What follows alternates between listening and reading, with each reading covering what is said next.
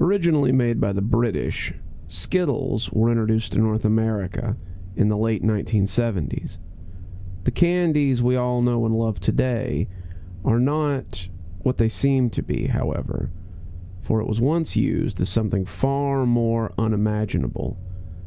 6 men from America were serving as spies and infiltrating the top British secret archives, but unfortunately they were caught.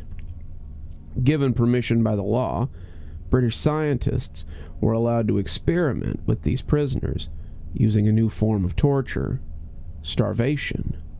The scientists placed 5 different colored flat spheres, barely the size of an American dime, on a small gray observation room table.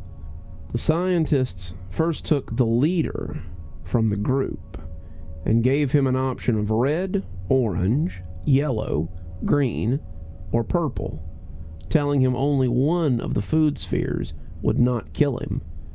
The American spy ate the yellow piece. After a short moment, he said he felt fine and wished to go back to his cell. The scientist disagreed and told him to wait a little longer. With no choice, the spy remained there in the small gray room, doing what he was told to do. Soon, the spy told the scientists that he felt lightheaded, slightly dizzy, and nauseous. The scientists gave a menacing grin and wrote down what he said. The spy, holding his head and trying to stand up, said, "I can't think well." The scientist's grin grew larger as he continued to jot down what he was seeing. "Good." The spy fell to his knees and started screaming violently. What did you do to me?" "You chose wrong. Simple as that," the scientist said, closing his notebook, and he left the spy in the room. "Wait, where are you going?" the spy struggled to say as he held his head. "Please, let me see my team again. Please." He began to weakly claw at the door, but it was no use. It was made of reinforced steel and was locked from the outside. The spy's vision began to blur and get foggy. Soon he wasn't able to see or even speak a simple sentence. The unfortunate spy died from his brain dissolving from the inside out. A thick, black liquid soon began to seep out of his nose, his eyes, his mouth, and ears. The scientists had people clean the room of the corpse and the liquid. He replaced the yellow edible piece of food and then let in the second spy. He told him the same thing that he had told the last one. Only one of the food pieces would let him live and save him from starvation, while the others would kill him. The spy hesitated, but his hunger took over, and he chose the red piece. He felt fine at first, but after he took a deep breath, he said his heart was hurting, and he fell to the floor. He tried to speak, but nothing came out. The scientist smiled with pleasure and jotted down what he observed of the spy. "Do you know what is happening?" The spy vigorously shook his head and tried to get up, falling as the pain became too great for his body to handle. The scientist laughed darkly. "You're suffering from a heart attack. You chose wrong." He slammed his notebook shut and left the spy to suffer. After the scientist recorded his data, he got the people to clean up the little mess that he had made and brought in the third spy. He informed him of the same situation. If he chose right, then he would get a piece of food. If not, then he would die. "Please, let me go. I have a family," the man pleaded. The scientist shook his head. "You were always the most difficult." He pressed a button to a remote and caused the collar around the man's neck to shock him. "Now eat." The spy licked his dry lips and ate the green piece. After a few seconds of letting the food piece digest, he began to gag and seal his mouth shut. He struggled to stand up, but got onto his knees and let the burning liquid rocket out of his system. Vomit soon pooled around him as the thick liquid continuously exited his system. The scientist chuckled and jotted down more notes in his notebook. "Sadly, you chose wrong as well." He stared down at the poor spy as he was still trying to hold in the vomit. Soon the acid will melt through your esophagus and your skin, making it near impossible for you to gain a single breath.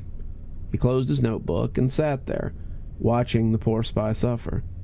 The American was crying acid tears that melted scars into his face, as the stomach acid melted through his throat and poured out of 2 exits. The spy held his stomach in desperate pain, as if that would stop it from happening. His skin turned pale and sweaty as he collapsed into a pool of vomit and died from suffocation and nutrition loss. The mess was ordered to be cleaned by the scientists, and the missing piece was replaced for the next victim. This one was young, looking like he'd just joined and was obviously a young adult, probably in his early 20s. He was timid, afraid of what was soon to come. If you choose right from the 5 pieces of food that lay in front of you, you will live. If not, you will die. Do you understand? The young American hesitated and nodded as he took the orange piece. After a minute of letting the food affect, the spy's skin tone turned dry and red. He began to itch and shiver with a cold sweat. He soon gagged and choked on his blood and held his sides as he fell to the floor. What's happening?" the young man rasped. The scientist quickly wrote down what he was observing with displeasure. "I was hoping for only your inner organs to fail, but it looks like the food also took effect on your skin. As we all know, the skin is the largest organ in the human body. I should have seen it coming." He pushed up his reading glasses and sat down. "Your organs are failing. You should die any minute now." The young American looked up at the scientist in horror and tried to stand, but his ligaments wouldn't listen to him as he stumbled to the ground and held his head. He grunted and tried breathing in the dry air. To the scientist's expectations, his lungs had now failed him, and soon his heart would too. With the young American dead now, and the scientist changing a few formulas in his chart, the corpse was cleaned and the food tablet replaced. The 5th spy was brought in. He was a husky fella, probably built more for combat than for spying. The scientist was pleased and hoped for the spy to choose the last, untasted food tablet on the table. "I'll make this simple for you," the scientist announced. "All your friends chose the wrong food tablet placed in front of you. They have chosen red, yellow, green, and orange. All of them have died a terrible death. But if you choose correctly, you will live." "For a scientist, you sure are an idiot," the spy informed him. "The only other one that you didn't call out was the purple one, so I'll eat that one." The scientist clicked his pen and waited for the spy to eat, highly interested in what would happen to the fella. The spy ate the purple food tablet with pride, happy to have picked the near last. But he soon regretted it. He spit onto the floor to see if his saliva was a dark red, and his lower stomach felt like it was on fire as he propped himself against the wall. He soon got blood all over himself and the wall. The scientist smiled with glee and jotted down the effect. "This will be highly useful for hospital deaths in our country. You chose wrong." He left the spy to suffer and concluded how to counteract the food tablet's effects. The mess was cleaned, and the last spy was sent in. There was a wide scar on his neck, making it seem like he couldn't talk, having his larynx taken out for medical reasons, he assumed. The scientist was unhappy. He liked hearing his victims suffer, but I guess watching someone mute die and struggle to say something can be just as amusing, he thought. "Your friend," the scientist told him, "all chose wrong. If you eat any of the food tablets, you will die. But if you figure out how to counteract the food tablets, you will live, and not die from starvation. Understood?" The scientist pointed at the mute spy with his pen. He merely nodded and observed the 5 food tablets in front of him. Within an instant, he ate all the food tablets at once and waited for the scientist to speak. The scientist was baffled at first and closed his notebook without writing down anything. "You chose right. You can go back to your cell." The reinforced steel door opened and awaited for the spy to leave, but he shook his head and stood up. The scientist arched an eyebrow and observed closely with his notebook open and his pen ready. The spy looked up at the observing scientist and spoke in a gruff tone. "I will not be controlled." With that, he hastily went to the closest wall and rammed his head as hard as he could into it, smashing his head into it and leaving a giant concave area in his brain and skull. The scientist clicked his tongue and shook his head. "What a shame. Here I thought you couldn't speak. I had other things to experiment on you." He left the observation room and went back to his study. Years later, the British decided to let this new form of torture poison go to America. What you know as Skittles today was used as a form of starvation torture back in the 70s.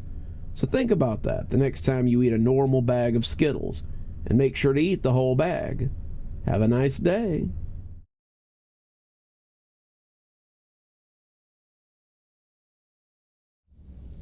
She was little once, small in stature, with a mighty soul.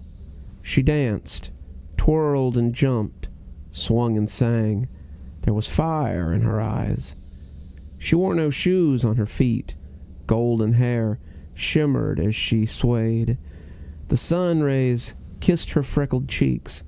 A soft summer breeze wrapped all around her, tickling her skin, enveloping her. She cherished Mother Nature's sweet embrace, for she knew no other. Wrapped in its infinite hum, she found solace.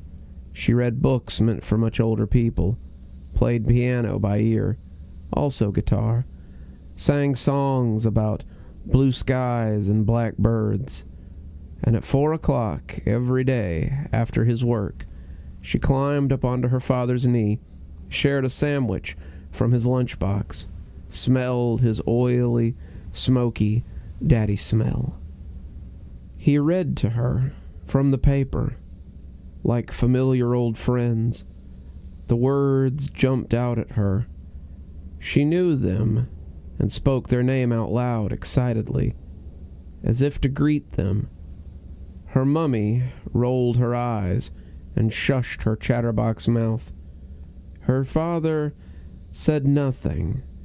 She snuck her bag full of books and old annuals, only 3 years old, spoke words she shouldn't know, but somehow did.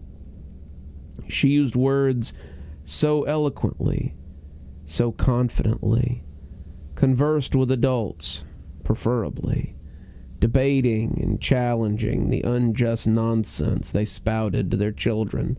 Questions, questions, questions. Always questions, seeking more information, offering unwanted opinions, a perpetual quest for details, explanations, justifications. There was no Google then, no Alexa, no technological oracle with a bottomless well of wisdom to draw from.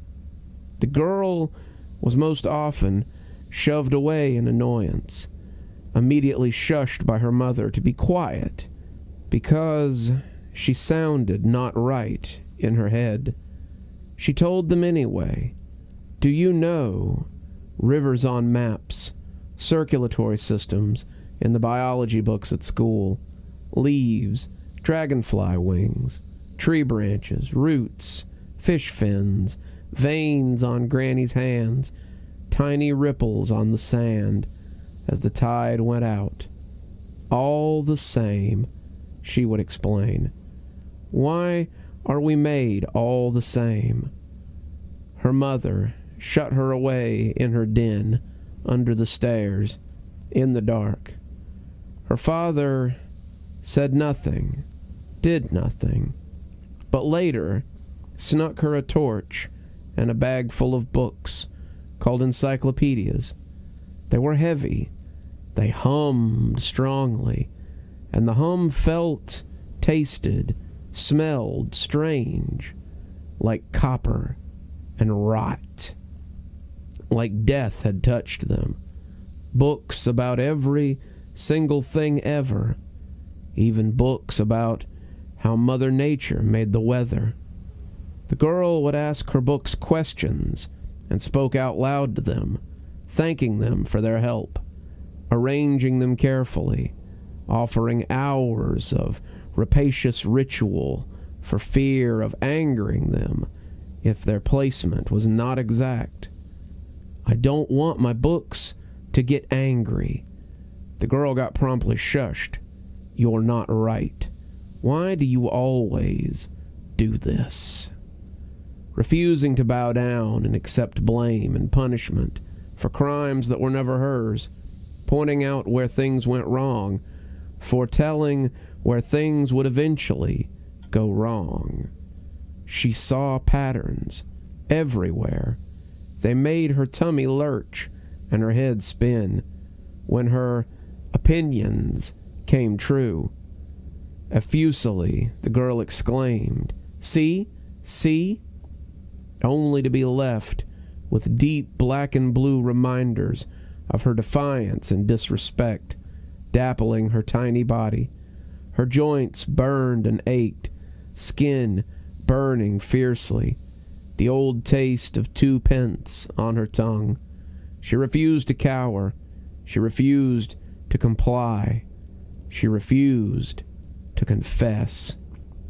Her steadfast determination to mask her pain, her deadpan face, pale as ivory, wide accusatory eyes locked on her attacker, never wavering, and with fearless courage she gazed deep into the abyss, and the abyss gazed back at her, hateful, spiteful, accusing.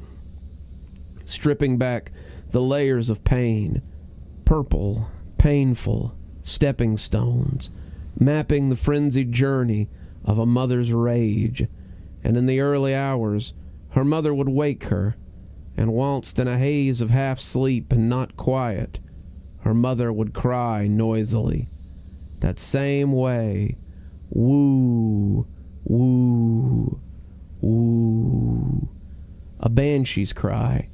She would say, "I'm sorry, I'm sorry, I'm sorry," over and over and over. The girl, bewildered, heart aching, herself splitting, core cracking in confusion, would pat and rub her mother's back and tell her she was a good mummy, not a bad mummy. As her mother hugged her, she felt long nails rake her back and dig into her shoulder. The girl smiled contently, for pain was all she knew of human love, thinking all mothers must all love this way. She accepted it eagerly. She was only 4, only on earth 4 summers, 4 winters, 48 moons old, only 4, with a lion's heart and a lion's roar. She walked around like she owned the whole world, fearless, courageous, tempestuous, a tsunami of emotions, and she captivated hearts, rooms. All who saw her smiled a little wider. Her gift of laughter, she lit up the room, and people remarked upon how beautiful she was, inside and out. If only you could bottle her, you'd make a fortune. With her gentle green-blue eyes, ever-changing, multifaceted orbs of purity, honesty, loyalty, respect. She exuded unconditional love, yet there were no friends around her to bless her life in the playful way that friends do. Small, usual flecks of amber dotted within. She gazed into your very soul, weighed you up, sussed you out.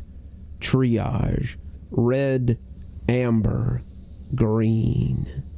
She always hit the nail right on the head. She saw the future, predicted which way cars would turn, guessing how the dice would fall, giggling, guessing shapes. What card was then?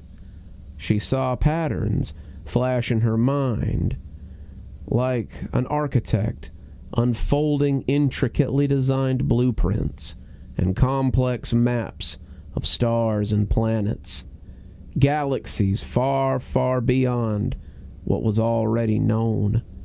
In restless daydreams, she saw hum vibrating within auras. She saw strands of time entwined like rope, so close together, each invisible to the other, each playing out the same scenario. Hundreds of me's, hundreds of you's, hundreds of them's. Lightning quick, quicker than her heartbeat, twice as quick. Mother would find her in the garden, laid on her back, 1,000-yard stare, mouth agape, a silent scream, hands splayed, locked in place, eyes wide and unblinking, flickering ever so slightly. As information engulfed her mind, too much, too much. She felt everything. She felt nothing. Far, far away. She knew. She always knew. She knew when the rain would come. She knew when the ewes would drop their lambs. Worked alongside the shepherds during the lambing time, day or night, wind, rain, snow. She knelt down in the hay to lay a little hand on swollen bellies, feeling the hum of new life inside, knowing when, knowing sadly when not. She knew in her heart when spring was here. She knew when people were sad, or in pain, or poorly. She could smell poorly, like plastic burning, sweet, acrid. She knew jealousy. She knew resentment. She knew of death, had felt its hum, and found it to be most patient, gentle, fair, compassionate, very kind. The girl did not understand why humans feared him so and avoided him at all cost. Many, many times she hoped that death would take her. As the hungry monsters fell upon her, feasting greedily upon her childhood, consuming her, afterwards she lay alone, used up, cast aside, raw, bloody, sticky with shame. She would summon death with a silent scream. It heard her call its name, but would only linger on the threshold of her bedroom door. Shadows gathered in the corners.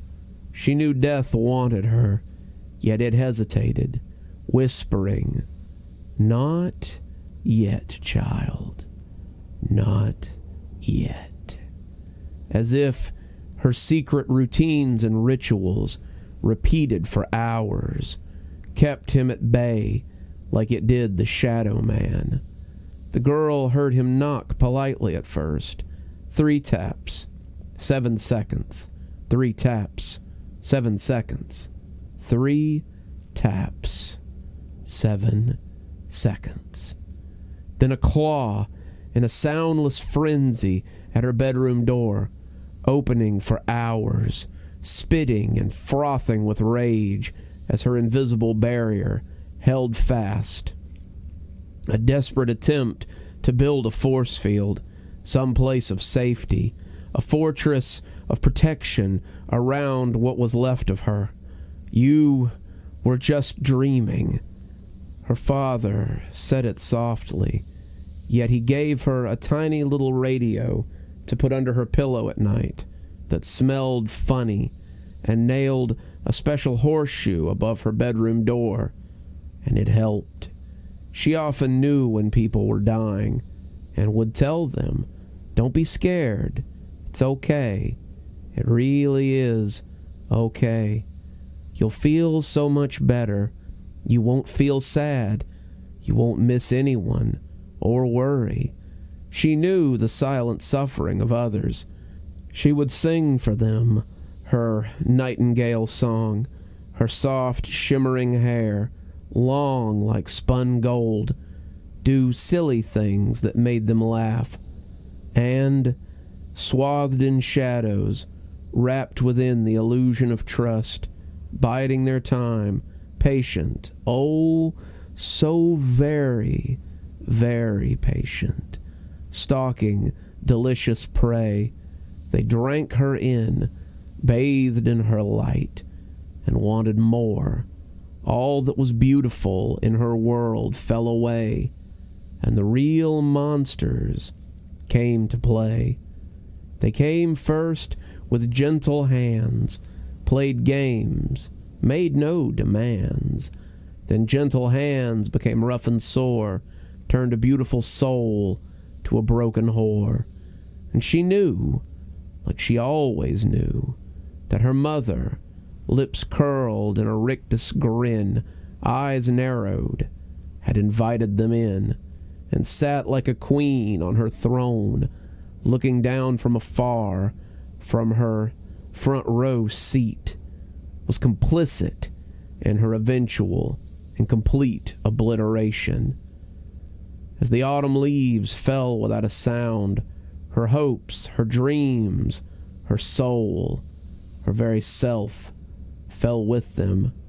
Shards of her still littered the ground. A winter invaded the land. Ground icy, unyielding, unforgiving, hard, cold.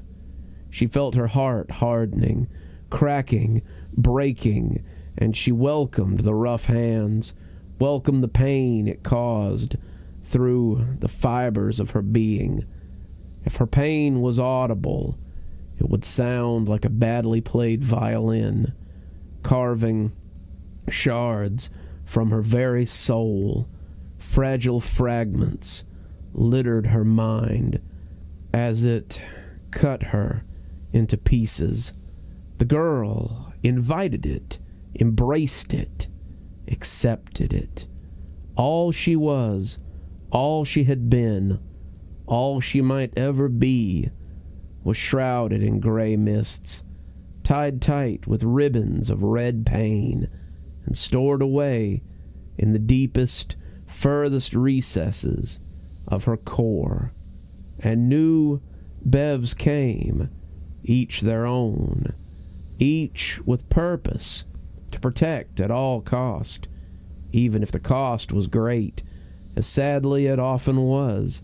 Protect the core, gather up, sweep and scoop the shattered shards of what remains, and try over and over to build a person that might feel and live and love.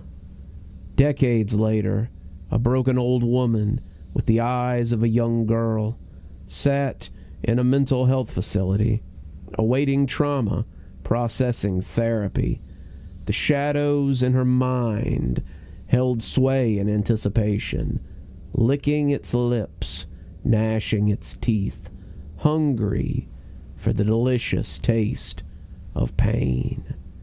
And, long forgotten by the girl, in the furthest recesses of her mind, was the very epitome of Pandora's box. In a leather-bound book named Suffering, her childhood sat, waiting.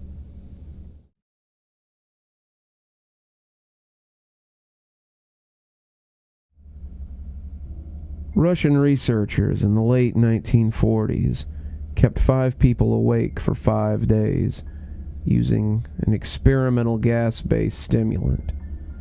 They were kept in a sealed environment to carefully monitor their oxygen intake so the gas didn't kill them, since it was toxic in high concentrations.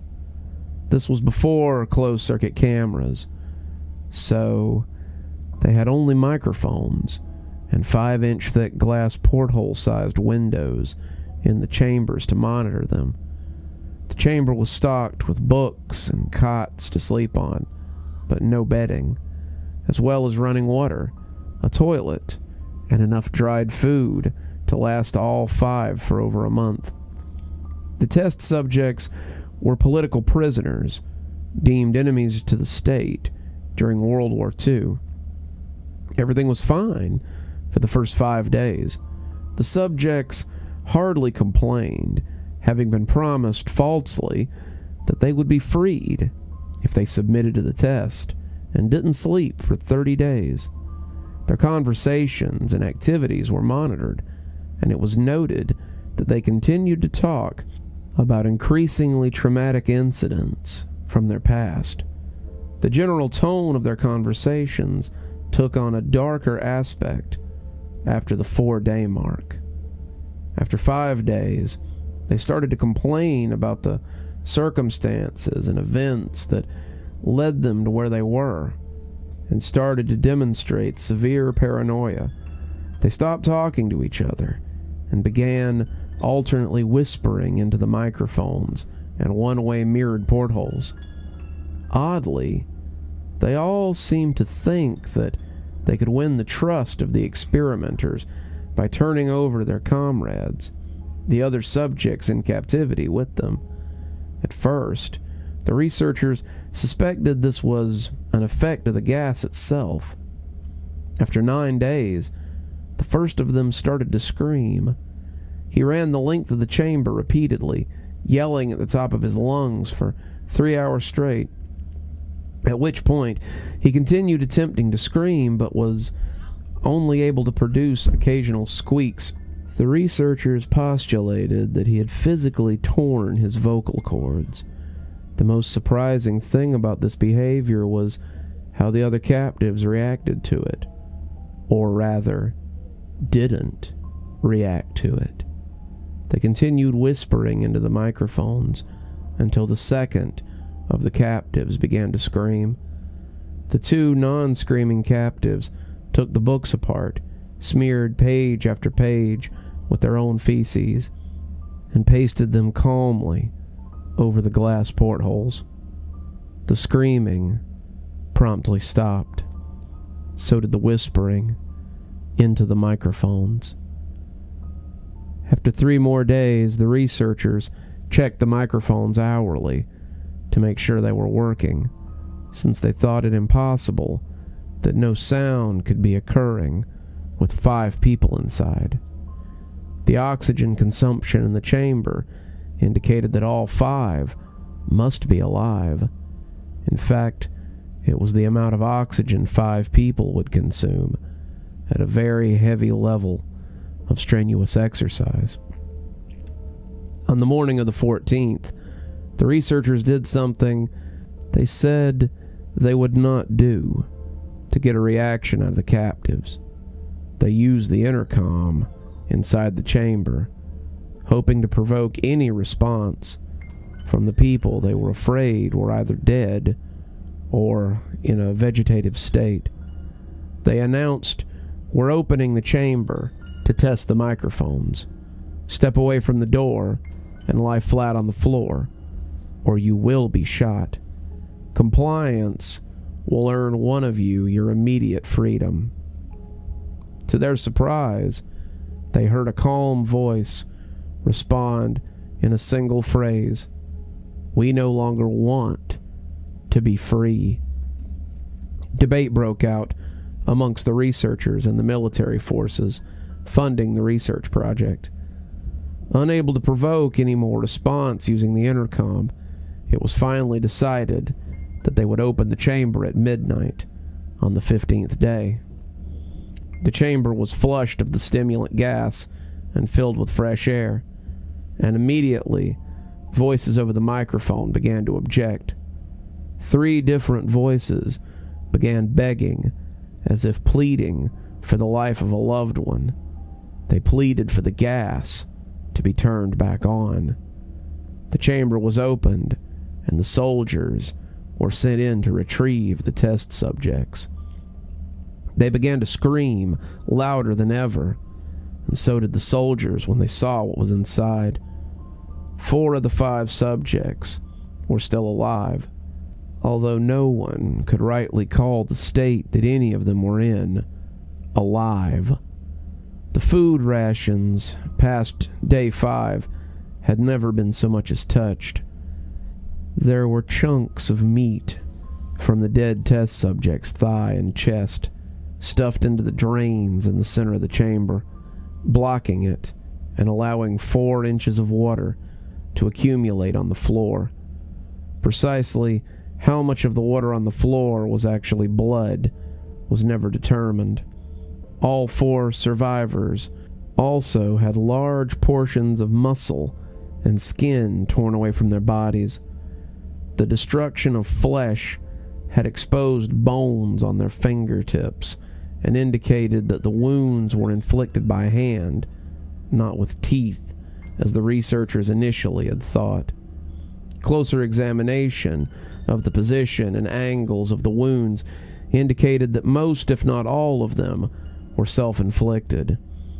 The abdominal organs below the rib cage of all 4 test subjects had been removed, while the heart, lungs, and diaphragm remained in place. The skin and most of the muscles attached to the ribs had been ripped away, exposing the lungs through the rib cage. All the blood vessels and organs remained intact, but had been taken out and laid on the floor, fanning out around the eviscerated but still living bodies of the subjects. The digestive tract of all 4 could be seen working, digesting food. It quickly became apparent that what they had digested was their own flesh that they had ripped off and eaten over the course of days. Most of the soldiers were Russian special operatives at the facility, but still, many refused to return to the chamber to remove the test subjects. The subjects themselves continued to scream to be left in the chamber and begged and demanded that the gas be turned back on, lest they fall asleep. To everyone's surprise, the test subjects put up a fierce fight in the process of being removed from the chamber. One of the Russian soldiers died from having his throat ripped out. Another was gravely injured by having his testicles ripped off and an artery in his leg severed by one of the subject's teeth. Another 5 of the soldiers lost their lives, if you count the one that committed suicide in the weeks following the incident. In the struggle, one of the 4 living subjects had his spleen ruptured and bled out almost immediately. The medical researchers attempted to sedate him, but this proved impossible.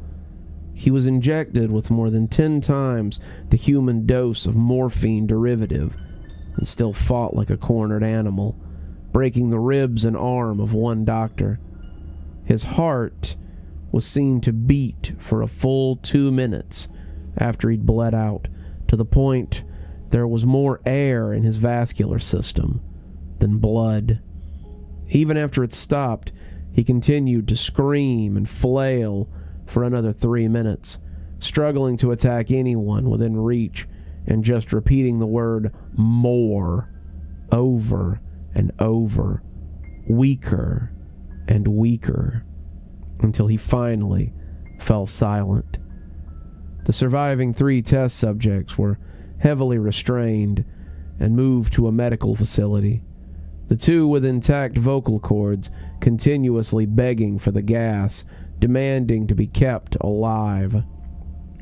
The most injured of the 3 was taken to the only surgical operating room that the facility had. In the process of preparing the subject to have his organs placed back within his body, it was found that he was effectively immune to the sedatives that they had given him to prepare for surgery. He fought furiously against his restraints when the anesthetic gas was brought out to put him under.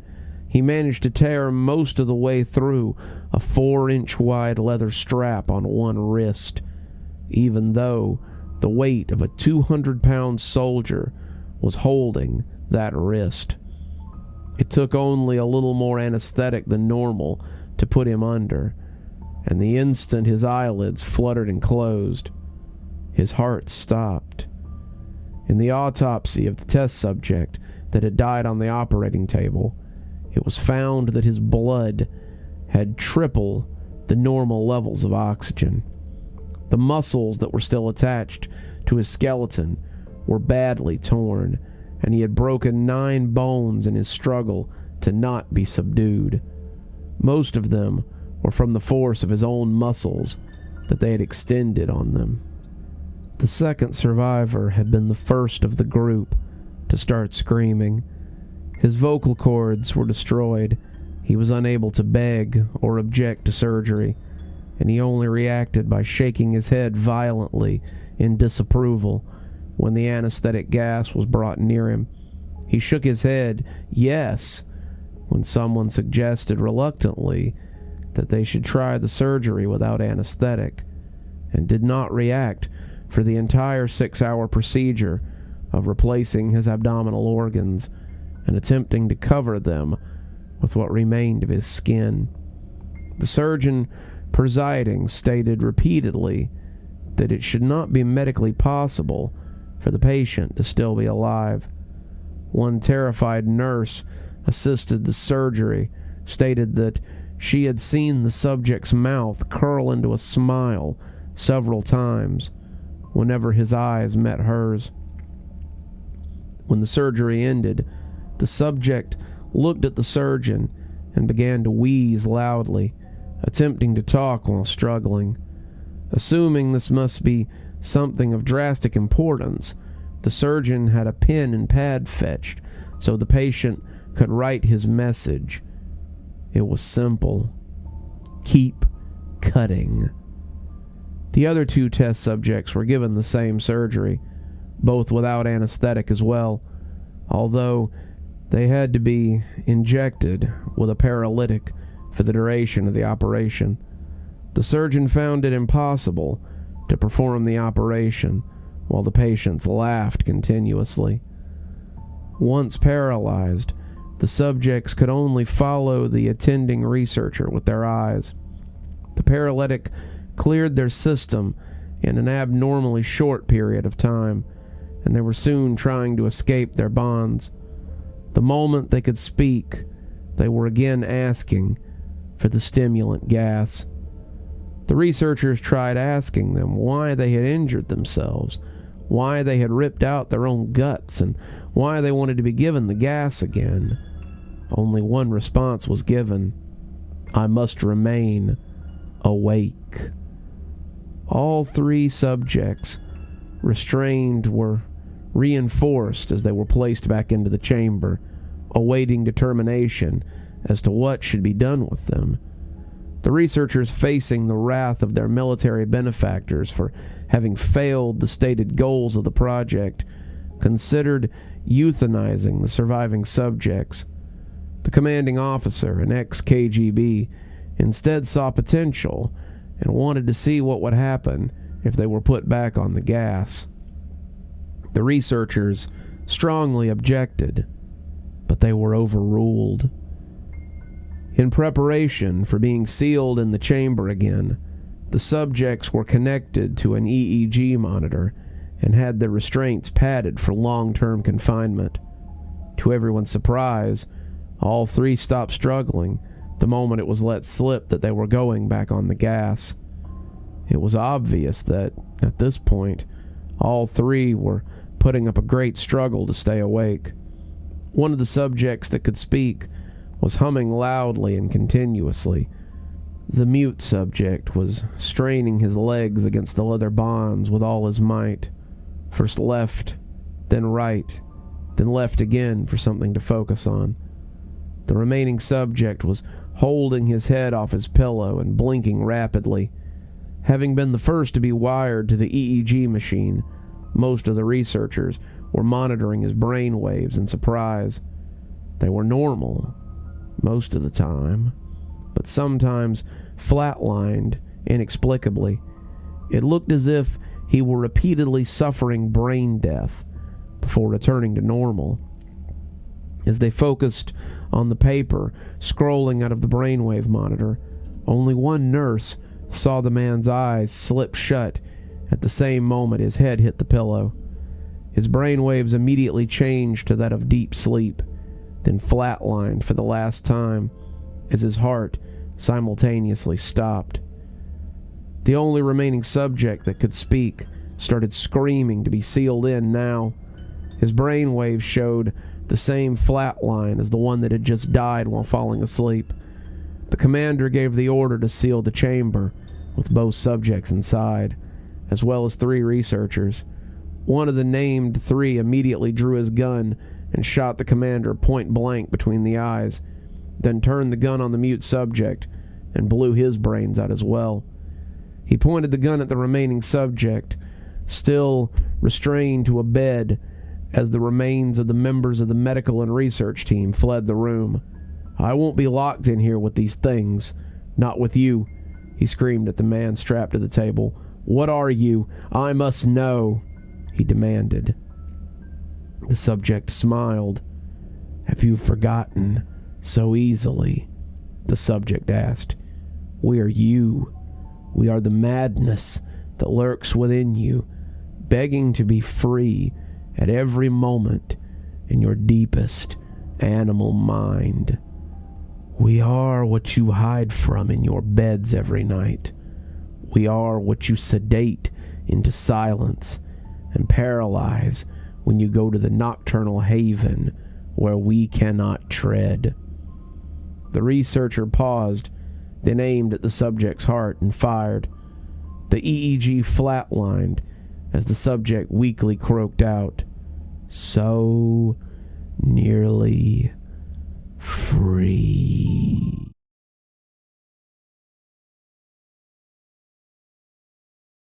Hello everyone, it's Dr. Plague, just popping in for a moment. I had found these 2 from somewhere or another, I shan't say, but they were a little short, but I really liked both of them, and I wanted to read both of them for you. They're by a writer named WillaminaJames, and I hope you enjoy them as much as I do. The first one is called "The Woman Who Stole My Green Eyes," or "The Crone." Who is that in the mirror? The wrinkled old lady who stole my eyes. She sees me inside, just as I see her by my bedside. Every move she makes is painstakingly, agonizingly slow, full of self-doubt and regret. There is gray in her hair, gray like her mind. I watch as age, ever ravenous, savagely, mercilessly, he bites down hard upon her, and bit by bit, he swallows her up. And all that she ever was, is, and ever possibly could be, is thrown up, twisted violently, ripped apart, and tossed back in time. As he crouches, he chews on what is left of her, masticating unashamedly, noisily. He slaps his tongue to savor her sublime suffering, each delectable morsel. The old lady that stole my green eyes. She fights on, her tenacity ever present. She kicks, she struggles, she urges her mind to fire up. There is more to her than her gray existence. She strives again and again, but what was once a roaring, white-hot inferno is now sadly nothing more than a glowing ember. Gently, she cups unsteady hands around and cradles what is left of herself. She blows softly, sighing to the outside world, slowly, breathing life back into herself. The ember glows brightly. I push forward, eagerly, wanting to make myself known to her. Please, please, I'm here. I'm still here. A tiny flame flickers for a moment, taking up a small sliver of time, my face becoming illuminated in the gray mist of her mind. My presence slowly seeps into her, the old lady who stole my green eyes, sits immobile, unblinking, 1,000-yard stare, her breath ragged and shallow as she desperately tries again and again to fan the flames of consciousness. She sees me, arms outstretched, lovingly reaching out through translucent veins, gathering the ingredients for new life, gathering dust and hum from dying stars, from planets unknown and galaxies collapsing, weaving through those strands of time, rewriting history itself, stitching and weaving together new paths to follow, new destinies, new outcomes, strength anew. And as gray mists of time swirl around all of us, engulfing us, our hands clasped together, locked, she draws me into the mother's embrace I wish I could have had, but never knew existed. She draws me into her heart, her mind, her body, her essence, her hum. "You're home now," she whispers softly. "You are my own. I'll take care of you. I love you. Always." And now, The Reaper, also by WillaminaJames. Enjoy. Sent away. Why? She did not know. Only that her mother and father had things to do, things that did not involve her, or so she thought. Sent to stay with strangers. A man, a woman, a son. A man far too old to be living with his mummy and daddy. A quick shove and thank you so much. Her parents were gone. The girl wondered why she was here. The lady had a big red face and big red hands. She bustled busily, getting food ready, elbowing the girl out of the way as she reached for something or another. The girl eyed the big angry-looking man pensively. His hum stank. His body stank of onions and fishes, of 3-day-old roadkill. His face was covered in a black beard. He looked the girl up and down, slowly drinking in her innocence, greedily. Ah, the girl knew that look. She knew it well by now. The Blackbeard man shifted in his chair uncomfortably, got up suddenly, began shouting at his big red-faced wife, his food. He wanted it. Now the kitchen door slammed into his frame, and the little girl jumped. She hated the noise, and the noise that followed. She knew, like she always knew. She knew that the man had hit his wife's big red face. She knew that things were hard, and that she had made them so. She smiled and turned to the son. She smiled the sort of smile that had no business being on the face of an 8-year-old. Only 8 years old, only little, He was tall, grown up, like the boys next door. He smiled back. She held out her little arms, and he lifted her up onto his knee. Groaning softly, she began to get comfy. Horsey, horsey, clip-clop, ride the horsey, the girl sang quietly. She leaned forward, and the young man gripped her hips. The young man had light hair. He smelled of soap and sadness and fear. He wore a wedding ring, and the little girl hoped his wife wouldn't want to play with her. This was her fault. This always happened. She made it happen. The Blackbeard sat at the kitchen table, eyes bulging, shirt open, veins popping, panting. He stank, his stench permeating every breath he took. The little girl felt a tingle in her stomach at the very first swirl of darkness began winding within her hum, like a drop of ink into a glass of water.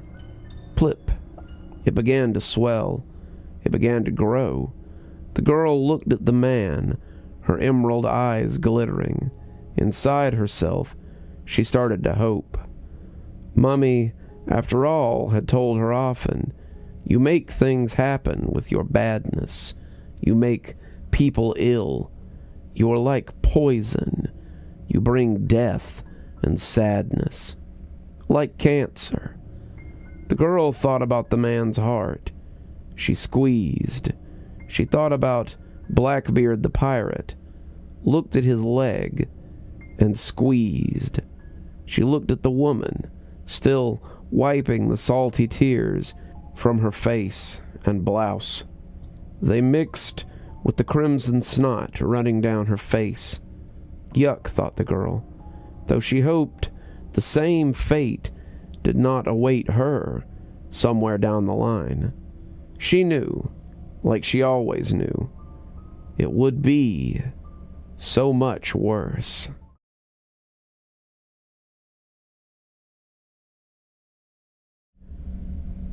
I once lived a normal life. I was a groundskeeper at a local cemetery. Wasn't the best job, but hey, paid the bills. I lived alone in an apartment complex that stood about a mile from the cemetery. I would spend my time writing short stories about the boring life and the days at the cemetery. When I worked, it was usually during the afternoon, into the twilight hours. I never would have worked at night. That place is creepy enough as it is, thank you very much. I stayed far away from it during the night. It was always the same routine. Show up at the cemetery, gather my tools, go out and pick up trash and tidy up gravestones till it started to get dark. Then go home and do whatever. Nothing special. The routine continued for a year and a half, ever since the day I got the job. Not once did I ever run into anything spooky, like you'd see in those cheesy horror movies. There was never any black cats or curses, and certainly no zombies crawling out of the ground to eat my brains. However, there was one day that would change my life forever. The day I saw him, or rather it. The day I saw the Slenderman. It started off like any other day. I walked to the cemetery, got my tools, and headed out to pick up trash. But something felt different that day. It was hard to explain, but I felt as though I was being watched. I would constantly look around, nervous, only to find there was nothing there. The only sound I heard were birds chirping in the trees and the occasional car that passed by. So I spent the entire day on edge, something in the back of my mind telling me that there was something else with me in the cemetery. At the end of my shift, as I headed back to put my tools away for the night, I noticed that the birds were gone. There were no cars passing by anymore. Everything was eerily quiet. Just then, I saw what appeared to be a man standing about 100 feet from me. From what I could see, he was abnormally tall and wore a black suit jacket with a white shirt and a black tie. Because it was beginning to get dark, I couldn't see his face very well, so I couldn't tell if it was someone familiar. I called out to him, but he didn't move. He just stood there, like a statue. I began to walk towards him, accidentally dropping my tools along the way. I bent down to pick them up, and when I looked to where the man was, he was gone. There was no sign of him anywhere. I scratched my head and shook it off, thinking that I was just seeing things because I was overworked. I put my tools away and headed home, but I walked a little quicker than usual. I was still a little nervous, and questions filled my head. Who was that man? Why did he just stand there? How did he disappear so quickly? Was he real or just a figment of my imagination? That night, I barely slept at all. It was my thoughts that caused my insomnia. The next day at the cemetery, I was even more tense. I felt like if a leaf were to fall on my head, I'd scream in terror. Unfortunately for me, the more tense I got, the more distracted I got from my work. Soon enough, Jeff, my boss, came out to talk to me. Jeff's a good guy. He and my father went way back, and he was the one who gave me the job as a groundskeeper in the first place. He and I were also good friends, and he knew that I wasn't acting myself today. "Steven, what's the matter?" he asked me. "You seem a little off today. Is something wrong?" I don't want to sound like a crazy person, but I knew I couldn't lie to Jeff, so I told him the truth. "I saw something yesterday, Jeff. There was a man in a suit that was just standing in the cemetery. He didn't do anything, and then he just disappeared out of nowhere. Kind of freaked me out." Jeff looked at me like I was crazy. "Wait, what did you say the man looked like?" I was surprised that he actually somewhat believed my story. He was really tall, with a nice suit on. It was too dark, so I couldn't see his face. Jeff rubbed his head and sighed. "I don't believe it." I rolled my eyes, thinking that he was talking about my story, but then he continued. "I didn't think the legends were true, but what you've explained to me, Steven, verifies that maybe the Slender Man does exist." Now I was the one who was confused. The Slender Man? What's a Slender Man? "I'm not the one you should be asking those questions of, Steven. I only know a little bit about him, but I have a friend, James. He knows everything there is to know about the Slender Man." He took out a piece of paper and a pen and scribbled something down. "This is where he lives," he says, handing it to me. "I'll give him a call and tell him what you saw and that you're coming by to learn more about the Slender Man. Any questions you have, he'll answer them." Still thought the idea was a little crazy, but I wanted to know exactly what this Slender Man was. That night, I did as Jeff suggested, paid a visit to his friend James. As I entered his house, I saw that he was already seated at a table with pictures scattered all around. When I walked through the door, James greeted me with a smile. "Ah, Steven, Jeff told me you were coming. Please, take a seat." I pulled up a chair to the table and began to observe some of the pictures he had laid out. "Jeff told me that you think you saw the Slender Man and that you wanted more info on him. Well, you've come to the right place." I nodded, and he began to tell me everything he knew. "One thing you should know about the Slender Man is he's not human. We don't know what he is exactly, but we know for sure that he isn't human. People who have seen him describe him just as you saw him, but he's sometimes seen with black tentacles emerging from his back. He's a fearsome creature and kills most likely for fun. Now, let me give you a little backstory on the Slender Man. One of the first recorded accountings of him was back in the mid-1500s in Germany. A woodcut artist by the name of Hans Frankenberg created a piece that displayed a creature that looks not unlike the Slender Man. It was discovered in Halsberg Castle in 1883. Here's what it looks like. He slid one of the pictures over to me, one that depicted depicted a knight dueling with a strange humanoid creature with multiple arms and legs. James continued. Now, Hans was known for his realistic depictions of human anatomy, but as you can see in his work, the creature on the right has multiple arms and an oddly shaped face. This work differs greatly from all his other works. I was intrigued at the amount of knowledge that James had, but he wasn't quite finished. He slid another picture over to me, this one showing several children as they frolicked in a playground. Nothing out of the ordinary, except for the fact that a man that looked exactly like the one I'd seen in the cemetery was standing ominously in the background. Looking at that picture sent a chill racing down my spine. Now, this here is the first recorded photograph of the Slenderman. You can see him in the background. According to records, every single child in that photograph disappeared shortly after it was taken.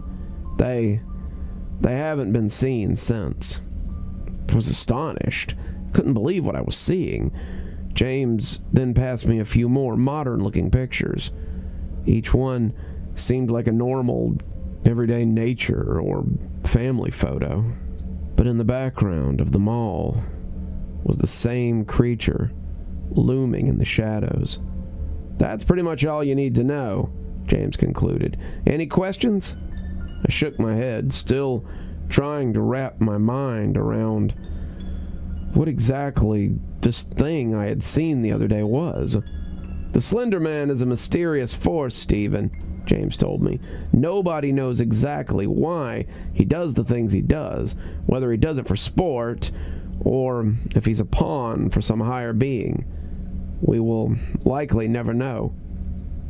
Coming to this realization, I knew I had to do something. I decided the next day I would find the Slenderman and see for myself what kind of monster he was. I figured he was probably still in the vicinity of the cemetery, so I would hopefully find and capture him. I wouldn't try that if I were you, James warned. The Slenderman has powers that you wouldn't believe. It's best to just let nature take its course. Whatever you do, don't try to approach him if you see him. I assured James that I would not try such a thing, and thanked him for the information as I left. However, I was still content on attempting to end the Slenderman's reign of terror, once and for all. Working through the next day like it was any other day, I kept my guard up the whole time, looking for any sign of the Slenderman. There was no sign of him that day, but once my shift was over, I put away my tools, except for my flashlight, and headed over to where I'd seen him standing a couple of days prior. Like that faithful day, everything was eerily quiet. No birds, no cars made any sound. I could sense he was nearby. I approached the area where I'd first seen him and sat on one of the gravestones, waiting. I knew he would come eventually. After about 20 minutes, I began to give up hope until I heard rustling coming from the woods that surrounded the cemetery. It was beginning to get dark, and I got a little nervous. I'd never been in that area when it was that dark before. It was almost pitch black now, and I had only the moon and my flashlight for light. I gathered up some confidence and walked into the woods, my flashlight shining through the darkness. I followed the rustling sound, and it began to get louder and louder. It grew closer and closer, and my heart began to race.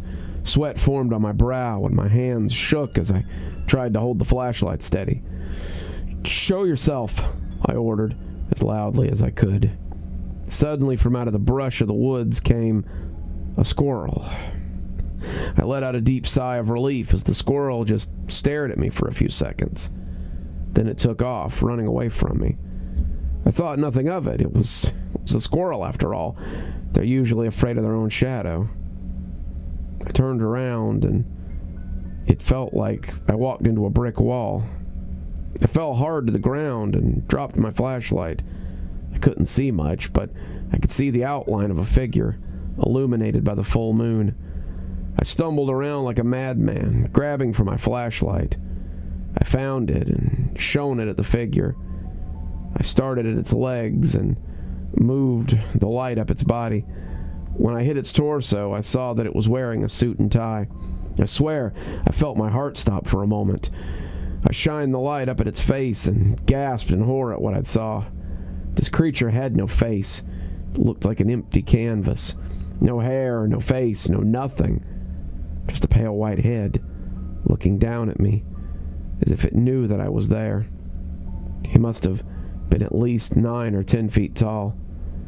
I stumbled to my feet and felt 2 hands grasp my neck. I began to panic as my heart raced faster and faster, my breathing getting heavy.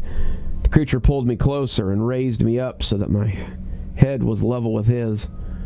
I stared into where its face should have been, and he tilted his head as if he were observing me. I could barely breathe as his grasp grew tighter around my neck. I struggled furiously, and suddenly several black tentacles emerged from the creature's back. I knew this was the end. I was about to become another victim of the Slenderman. He raised one of those tentacles, and I braced myself for death. However, I then heard a faint bark, like from a dog, and a few men calling my name. The creature turned his head towards the noise and then back to me. He took the raised tentacle and wrapped it around my forearm. A burning pain shot through my entire arm, and I winced. If that thing's hand hadn't been cutting off my air supply, I would have screamed bloody murder. The pain was unlike anything I had ever experienced before. The creature dropped me to the ground and stood over me for a few seconds. I looked up to it, and I swear he nodded to me before fading into the surrounding darkness. I gasped for breath as the men found me. Jeff was with them.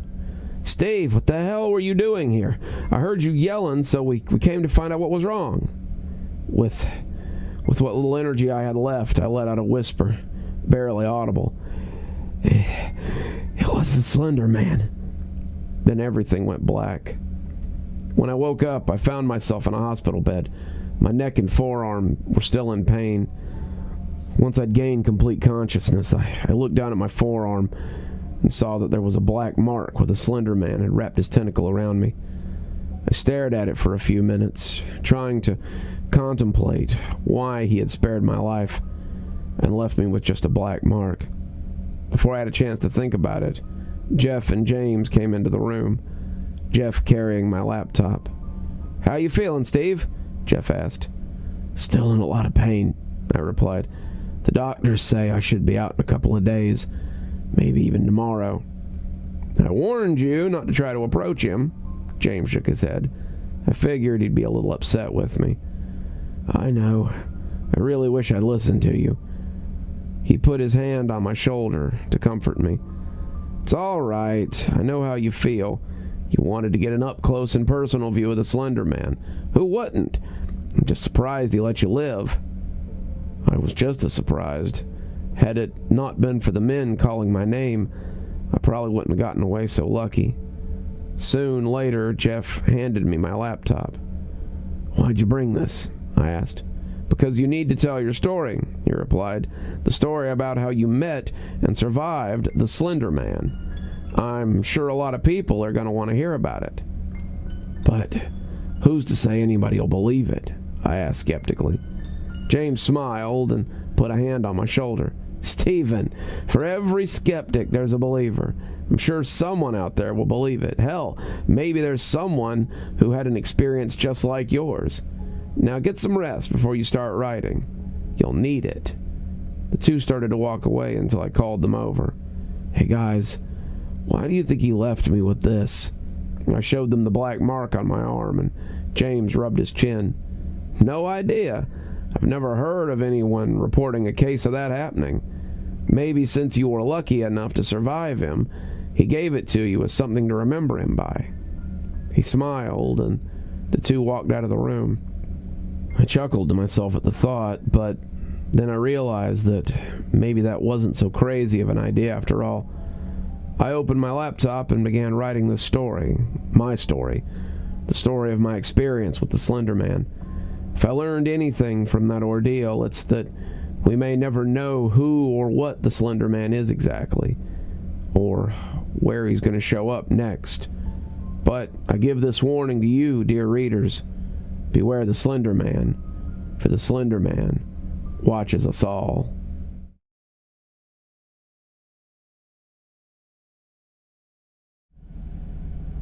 Walls. White walls. White, padded walls. Day in, day out. White, padded walls. Let me tell you why I see these white padded walls, day in and day out, or at least according to several doctors. The reason is, I'm certifiably insane. Hallucinations, paranoia, schizophrenia, multiple personality disorder. The list goes on and on. I was a normal working-class man, living the American dream. I had a wife, 2 children, my income was high, and my debt was low. I had it all. Then things started to go wrong. They started to go in a direction I couldn't even fathom. My wife and I had always wanted to go to the British Isles, but for the longest time, the money wasn't there. It took 7 years and 2 promotions before we could even begin to think about it realistically. Anyway, after months of careful planning and preparation, we were on a plane, flying over the Atlantic Ocean. Just me and her. No kids, no job, nothing but beautiful scenery and relaxation for 24 straight days. Fast forward a week, having taken in many of the big city sights, we decided to see some of the smaller places, out in the countryside. We packed a little bag of essentials and took a cab into the rural side of England. This is where things started to go wrong. Not the whole world is coming to an end wrong, even though it sure felt like it. Things just went wrong. We came across an old tailor in a moderately decorated cabin. He said he'd been making suits for 65 years. My interest was piqued. I decided to splurge a little and buy one. Nothing beats the craftsmanship of a home-tailored suit. After paying for it and calling for a cab, a picture on a wall caught my eye. It was old, black and white, mid-50s. It was a very tall and very slim suited man standing on a grassy plain. His face appeared to have been smudged out. It was old. I didn't think much of it. Even so, something about that picture was unnerving. It gave me a weird vibe. It felt almost menacing. I inquired about the photo, but the old man refused to talk about it. That just added more fuel to my mental fire. Days upon days had passed. My wife and I took in every sight, every castle, every grassy knoll we could possibly find, but alas, eventually we had to go home. Part of us wanted to stay, but we were exhausted. There was no way we could spend any more time here. Our flight back home was vague. We were both asleep most of the time. The drive back home was also hazy. Just wanted to relax. As I pulled into the driveway, something felt off. Something didn't feel right. I got the same feeling I had when I saw the picture, the one inside the tailor's home. It was a feeling of dread and curiosity. I didn't want to continue, but my mind forced me to. I stepped out of the car, and when I stood on the concrete, my legs suddenly gave out. I fell to the ground onto my right hand and found myself unable to force myself up. I must have been more tired than I thought. My wife helped me up and supported me to the bedroom. I was going to be sleeping for a very long time, or so I thought. That night I was plagued by nightmares of the suited man on the grassy plain. It wasn't really a bad dream as much as it was his presence haunting me in my subconscious. Just standing there, unnaturally tall, unnaturally thin, standing there without a face, without an identity. No matter how hard I tried, his face would never focus. It was as though the picture had come alive in my thoughts, but remained unchanged. This went on until I was abruptly woken up by the sound of a smashing lamp. I raced down 2 flights of stairs, leading from the bedroom to the living room, armed only with a brick that we used as a doorstop. I slowly crept to where the only lamp in our house used to be. I knelt down to pick up a piece to examine it, and when I felt a slight blow of wind from behind me, like a person running past, I shot up faster than a startled cat and spun around to see who it was.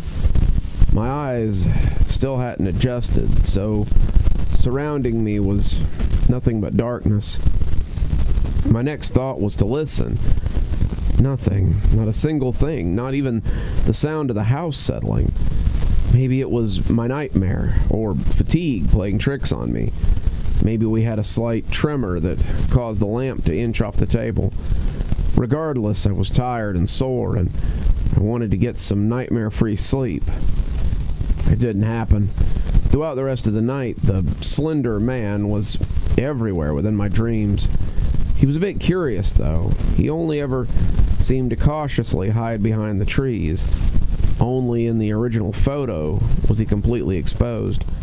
Even subconsciously, I wished I hadn't moved next to a forest, knowing that he could be lurking, watching me, analyzing me. It didn't take long for me to force myself awake. 10:46 a.m. I looked to my left, I looked to my right. My wife was calmly sleeping. Lucky her. I dragged myself out of bed and slowly made my way downstairs. I half expected the TV to be blaring, with the kids' eyes glued to the screen, but then I realized they were at their grandparents' house. They were due back today. I was going to miss the quiet. It was all right. I missed my kids even more. I continued down the stairs, hoping to get a game of solitaire out on my computer, when something made me feel very weak and hollow. The lamp wasn't broken, but it wasn't brand new either. Someone had taken the pieces and shoddily glued them back together. The glue, it wasn't even glue. It was black and rubbery, like tar. I would have tasted it for origin, but that's never a good idea. My wife needed to wake up soon. I was starting to panic. I explained what happened the night before, and the lamp and the nightmare and such, but she just rolled her eyes and told me I was on something. Wives, sometimes I think they do this on purpose. Still feeling uneasy from the morning, I managed to force myself to look out into the forest beyond the house. It was very calm, nothing out of the ordinary. It wasn't completely dark, so it didn't look nearly as ominous as it usually did at night. I was badly lamenting the night in particular. Suddenly, I saw a light out of the corner of my eye that caused me to nearly jump out of my skin. It was just the kids getting dropped off. I swear I was thinking too much into this. I couldn't keep my nerves steady half the time. Hours passed. We played with the kids. We put them to bed. We relaxed on the couch. My wife was asleep on my chest, and I was nodding off. I slowly closed my eyes. It wasn't long before the quiet was broken, and my wife and I were woken up. A window broke upstairs. In a panic flurry, we were running up the stairs as fast as we could. Our oldest son, scared out of his mind, said it came from his brother's room. Without even thinking, I kicked the door in. Only the nightlight in the far corner brought light to the pitch-black room. There he was, the man from my dreams, the slender man. However, he was hovering over my son's bed. Having seen him, I acted without even knowing what was going on. Punches were thrown, long black tendrils wrapped all around. The last thing I remember was being held tightly above the ground and thrown against the wall. That was when I blacked out. When I came to, my wife was in tears, had 3 cracked ribs, and my son was gone. The slender man had taken my son, and there was nothing I could do about it. But I knew he was going to come back, and that was when I'd get him. The rest of the day was more emotions. My wife could hardly stop crying. My other son was in a constant state of shock. I could barely think straight. I did, however, manage to call the police. I told them my son had been abducted, It had been by a man in a long black suit. I kept the details of the tendrils to myself in fear that they wouldn't believe me. But that was the least of my worries. I needed to figure out when he would return. The police showed up and took our statements. They examined my son's room and did a quick scour of the forest outside. It seemed not a single piece of evidence could be found. They'd begun to leave when something hanging from a very high-up branch caught their eye. It was a piece of material, black, pinstriped, much like the suit I had bought when we were on vacation. I pointed this out to the police, and they inquired to see the suit. I gladly showed them. When we opened the closet, what we found was beyond belief. Wrapped in my now tattered suit was my son, completely drenched in blood. He didn't look conscious. Both myself and the police were shocked and disgusted. That's when I blacked out. When I came to, I was in an unfamiliar place. Gray slated walls, small windows on one of them, one exemplary bland table. Great. I was in an interrogation room, it would appear. I sat there alone for the better part of an hour before actual humans entered the room with me. Now, my memory is a bit hazy at this point, so I'll try to sum up the conversation as best as possible. The officer said, "Your son didn't survive. Deepest sympathies to you and your family. You've not been proven guilty, but evidence leans towards it. A further investigation must be held. You will be brought back home, but you'll be under constant surveillance," and so on and so forth. I was driven back home in the back of a police cruiser. Last time I was there was in high school, when vandalism was the cool thing to do. I was welcomed with open arms from my still sobbing wife and my emotionless son. Going back wasn't easy. Thankfully, we didn't have to stay long. The police explained that we were going to stay at a hotel for a few days. They were gathering our things when a picture from the fridge caught their eye. It was one my son had drawn. When I saw it, my heart nearly stopped. In the cutest crayon drawing you can imagine, my son was standing next to a tall, faceless man in a black suit. I made sure no one was around to see me stuff it in my pocket. The hotel was what you would pretty much expect. Simple wallpaper, 2 twin beds, cheap TV, cheap flowery designs on everything else. It would have to do since we were stuck here. We settled in, placing our stuff and lying down. I, on the other hand, went to the bathroom. The only place I knew was private. I locked the door and took the picture out of my pocket. I scoured the page for clues, but to no avail. All that was there was a crude drawing and his name scribbled at the bottom corner. The thing that unnerved me the most was the fact that the Slenderman had no face, no identity, not a single outstanding feature. It rattled me to my core, but I'd had enough stress for today. I needed sleep, and badly. The night was rough, but I still managed to fall asleep. Not a single dream about the Slenderman either. Then a banging came from the door. Being half awake the whole time, it scared the hell out of me. I turned to my right, 5:14 a.m. Heads were going to roll. I dragged myself out of bed and very slowly went to the door. It was the police officer that drove us here. He had a look of panic on his face. He said my son was missing. Nothing clicked. It took me a minute to wake up and grasp reality. My son's body was missing, snatched from the hospital, but this time, I knew where he was. I had to get back to the forest. I had to find the remains of my suit. It was the only way to stop the Slenderman. But I knew it wasn't going to be easy. I asked the police officer if he could drive me back home and said I had forgot something. He pondered a moment and obliged. This time, I had been allowed to sit in the passenger seat. The ride there was quiet. I tried to get some sleep. He didn't start any conversation. When we got there, I was careful to make sure that no one else saw me. I entered the house through the front door and quickly escaped out the back and headed for the forest. It was still pretty dark out, so traveling the heavily wooded areas was not easy. The only light that came through was from the moon. so I walked almost blind, hoping to find some scrap of my suit. It seemed to be impossible until amidst the darkness, I saw a scrap of paper. The white of it stood out like a sore thumb. I leaned down and picked it up, and when I turned it around, what I saw completely horrified me. It was another drawing by my son, with both him and the Slenderman. But this one was different. There were 3 other people. A boy the same height as him, an older-looking girl, another boy as big as the girl. Then it dawned on me. It was us, my family. My son had drawn us with the Slenderman. Then I saw a beam of light. It was the police officer. I ran up to him and showed him the picture.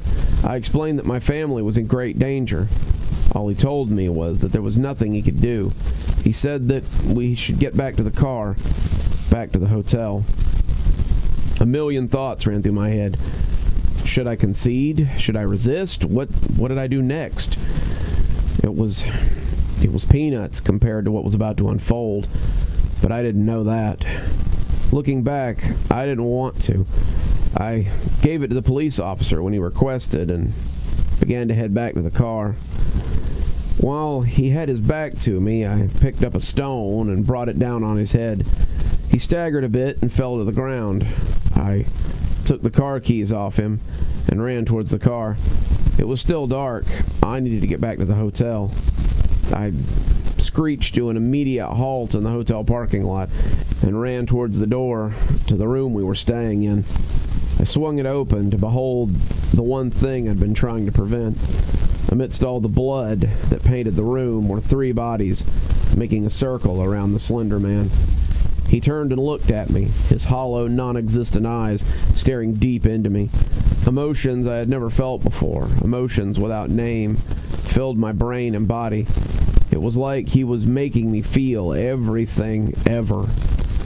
And with an outstretched hand, he said only one thing that would be burned into the back of my mind forever. Help me. Sirens came from behind me, and I turned around to see the police cruisers pulling up in the parking lot and watched them get out.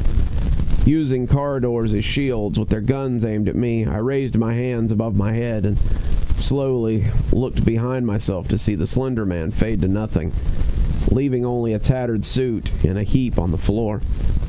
He killed my family. My wife would never be the same, and yet something told me that I was never going to see him again. I would never be able to exact revenge, even if I figured out how to. Everything up until the white padded walls isn't exactly clear to me. I've been told that after they saw me at the hotel with my DNA on the suit, I was made the primary culprit. Then, after they arrested me and subjected me to frivolous testing, from which they got nothing more than unintelligible noises, I was submitted to this place. The white padded walls, the same white padded walls I see all day, every day. No one will know what happened to me or my family. The emotions that were broadcasted to me caused me to lose the ability to speak. Now all I can do is write and draw. I write out the emotions that the Slenderman felt. I draw the things that he has seen. They're what keeps me here. I'm a victim of another man's emotions. Sometimes I feel like I've become him, like we were the same being. That day, I learned something. We were Slender.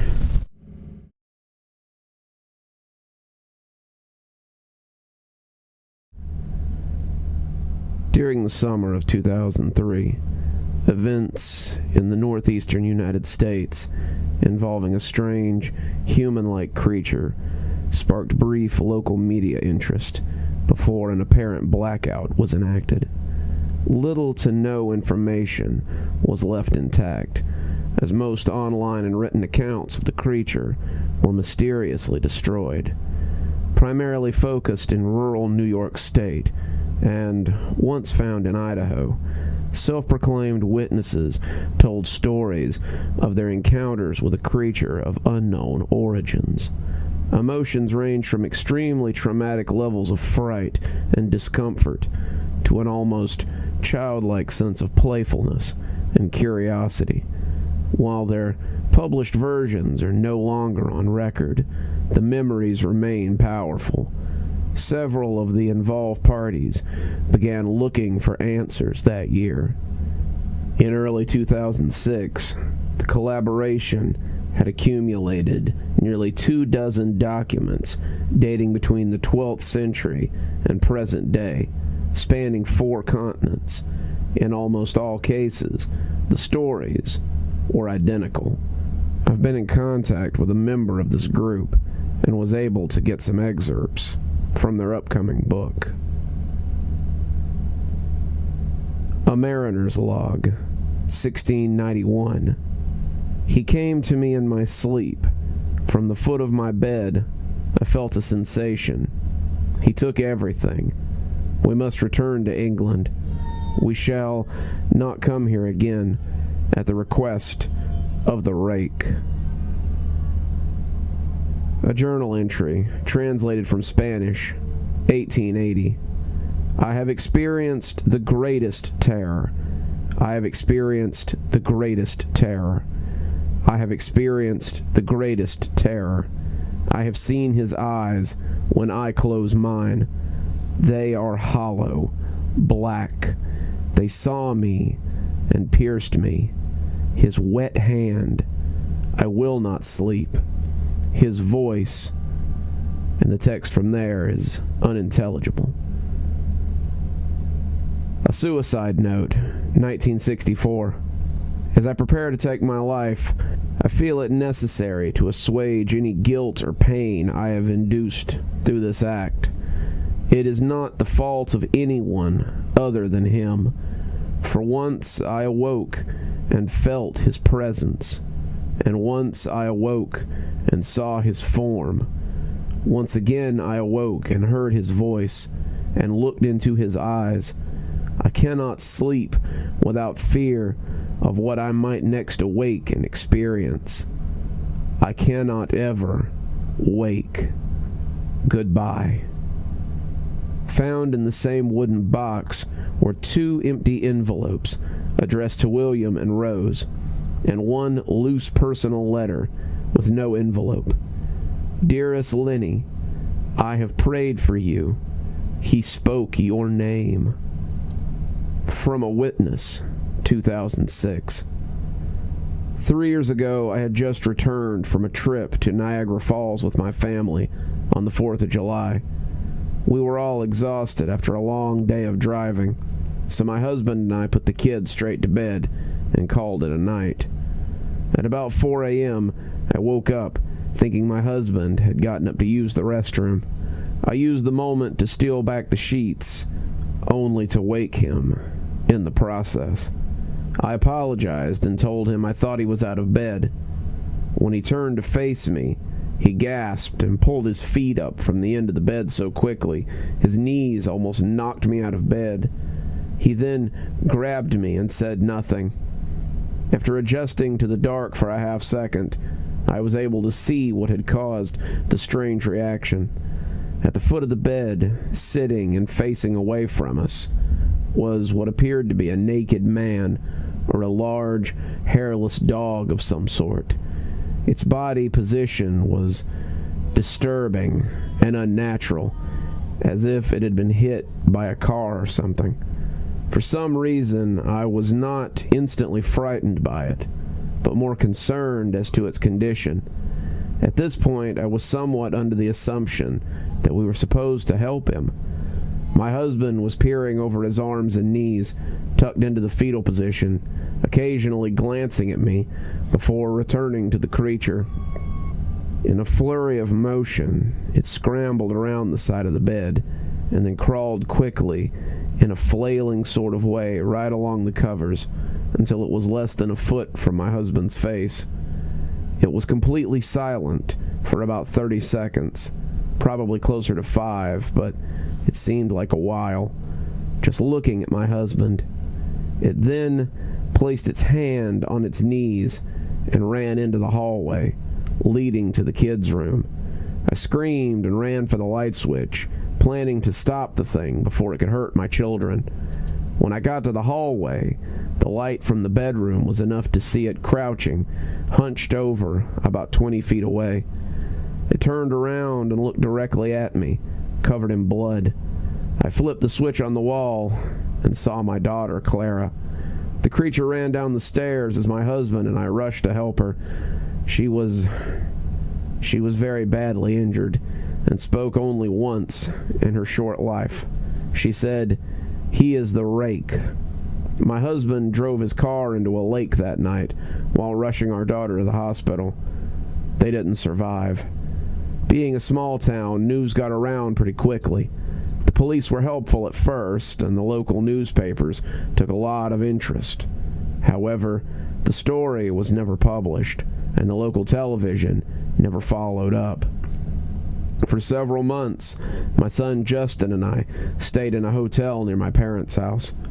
After we decided to return home, I began looking for answers myself.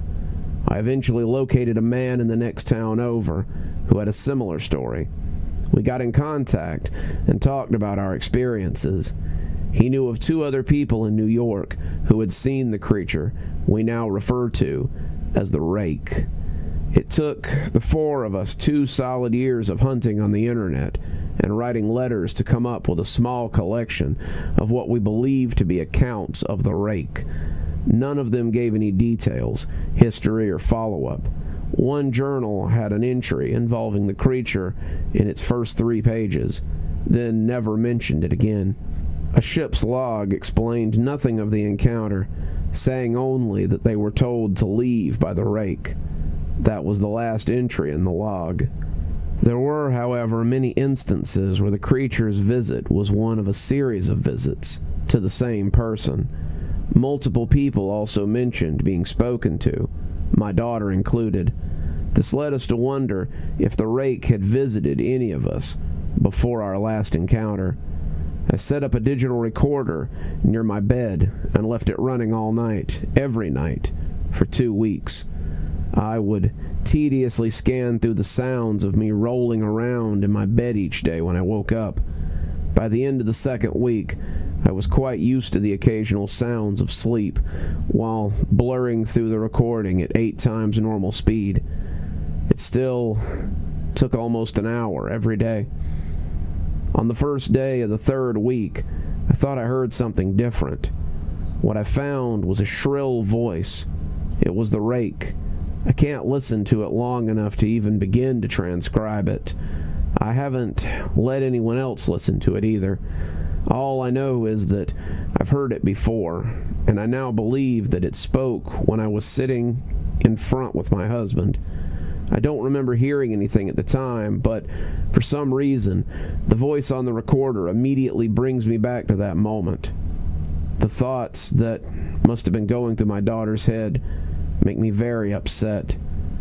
I've not seen the Rake since he ruined my life, but I know that he's been in my room while I sleep. I know and fear that one night I'll wake up to see him staring at me.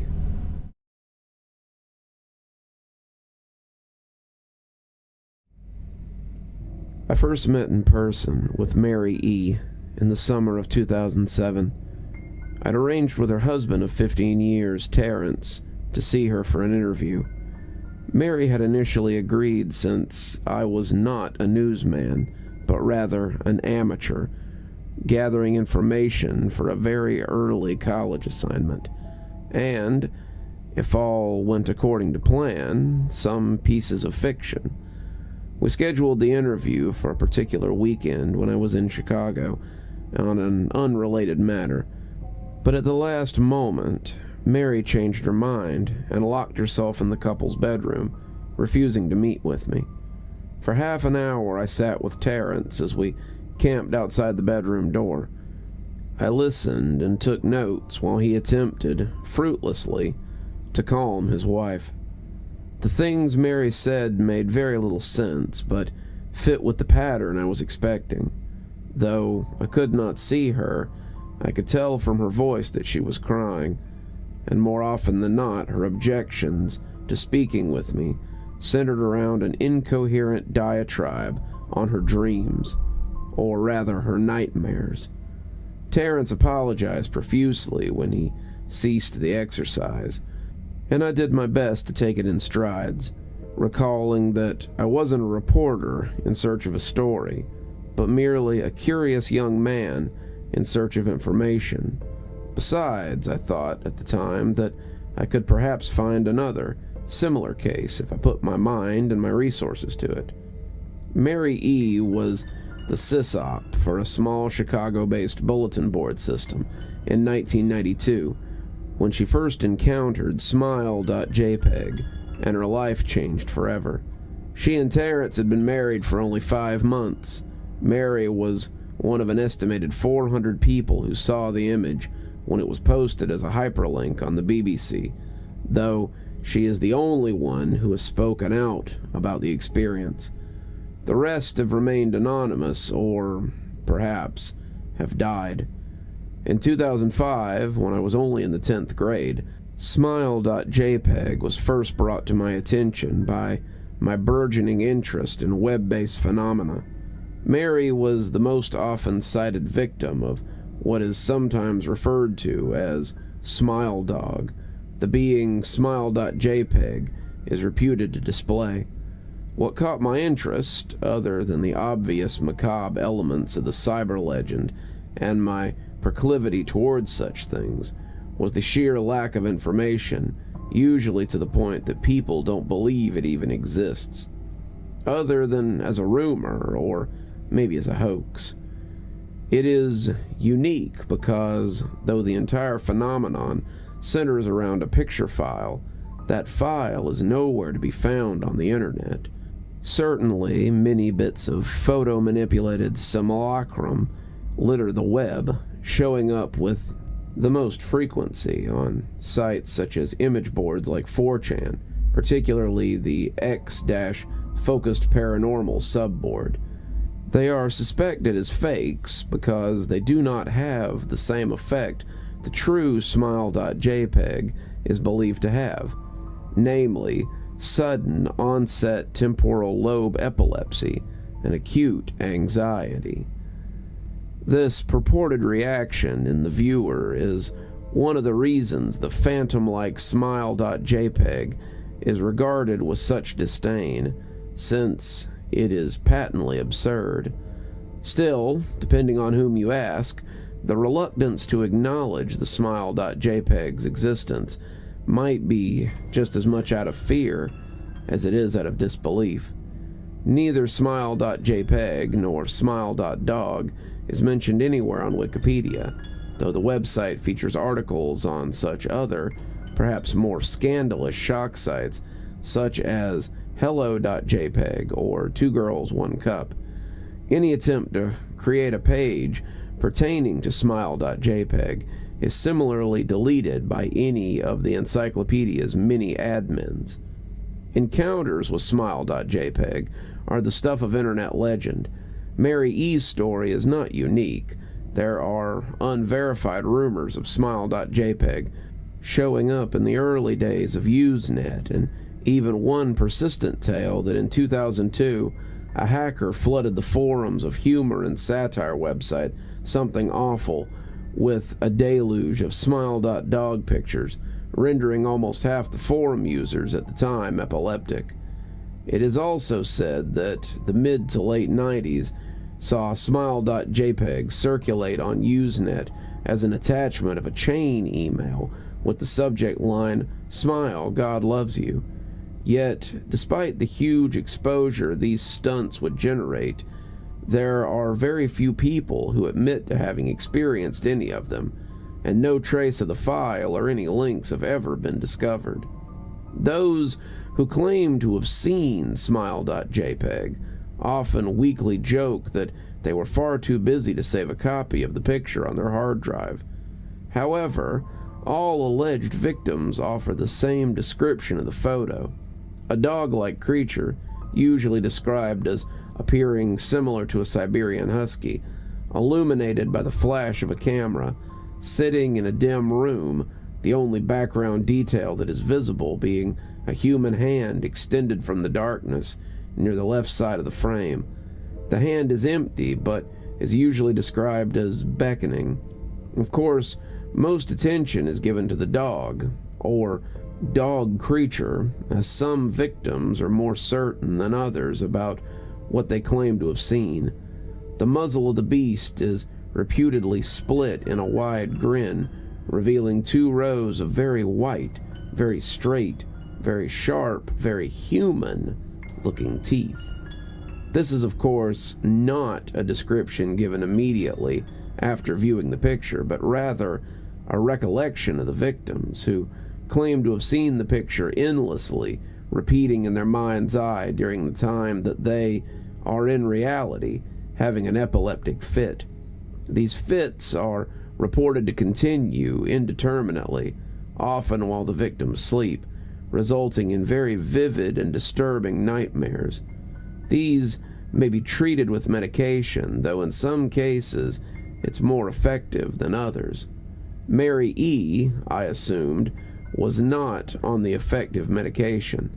That was why, after my visit to her apartment in 2007, I sent out feelers to several folklore and urban legend-oriented news groups, websites, and mailing lists, hoping to find the name of a supposed victim of Smile.jpg who felt more interested in talking about their experience. For a time, nothing happened, and at length I forgot completely about my pursuits, since I'd begun my freshman year of college and was quite busy. Mary contacted me via email, however, near the beginning of 2008, to jml@*.com from marye@*.net. Subject: last summer's interview. Dear Mr. L., I'm incredibly sorry about my behavior last summer when you came to interview me.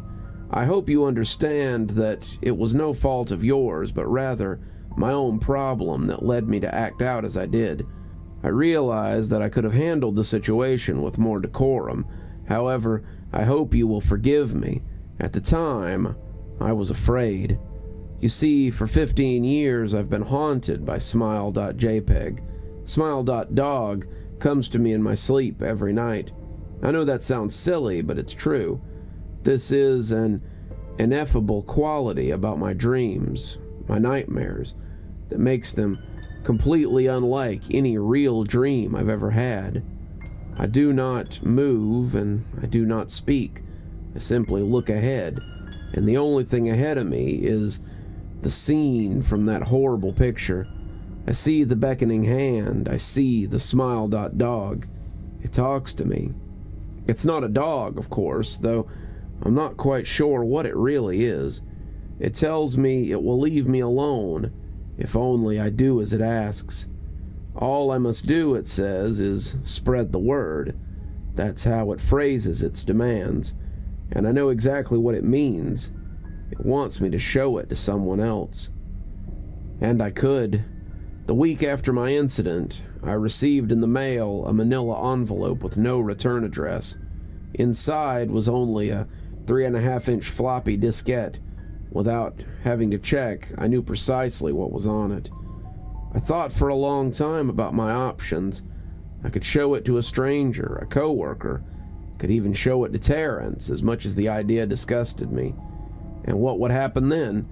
Well, if Smile.dog kept its word, I could sleep. But if it lied, what would I do? Who was to say something worse would not come for me if I did as the creature asked? So I did nothing for 15 years, though I kept the diskette hidden amongst my things. Every night for 15 years, Smile.dog has come to me in my sleep and demanded that I spread the word. For 15 years, I have stood strong, though there have been hard times. Many of my fellow victims on the BBS board, where I first encountered Smile.jpg, stopped posting. I heard some of them committed suicide. Others remained completely silent, simply disappearing off the face of the web. They're the ones I worry about the most. I sincerely hope you will forgive me, Mr. L, but last summer when you contacted me and my husband about an interview, I was near my breaking point. I decided I was going to give you the floppy disk. I did not care if Smile.dog was lying or not. I wanted it to end. You were a stranger, someone I had no connection with, and I thought I would not feel sorrow when you took the diskette as part of your research and sealed your fate. Before you arrived, I realized what I was doing, plotting to ruin your life. I could not stand the thought, and in fact, I still can't. I'm ashamed, Mr. L, and I hope that this warning will dissuade you from further investigation of Smile.jpg. You may in time encounter someone who is, if not weaker than I, then wholly more depraved, someone who will not hesitate to follow Smile.dog's orders. Stop while you are still whole. Sincerely, Mary E. Terrence contacted me later that month with news that his wife had killed herself. While cleaning up the various things she left behind, closing email accounts and the like, he happened upon the above message. He was a man in shambles. He wept as he told me to listen to his wife's advice. He found the diskette, he revealed, and burned it until it was nothing but a stinking pile of blackened plastic.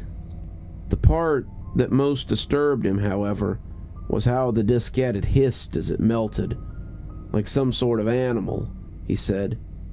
I'll admit I was a little uncertain about how to respond to this. At first I thought perhaps it was a joke, with the couple belatedly playing with the situation in order to get a rise out of me.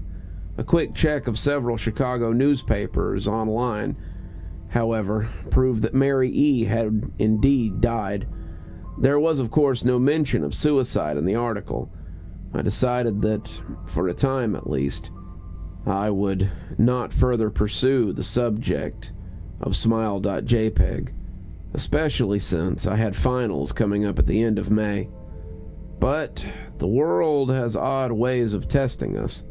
Almost a full year after I'd returned from my disastrous interview with Mary E., I received another email. To jml@*.com from Elizer82@*.com. Subject, Smile. Hello. I found your email address through a mailing list. Your profile said you're interested in Smile Dog. I have saw it. It's not as bad as everyone says. I've sent it to you.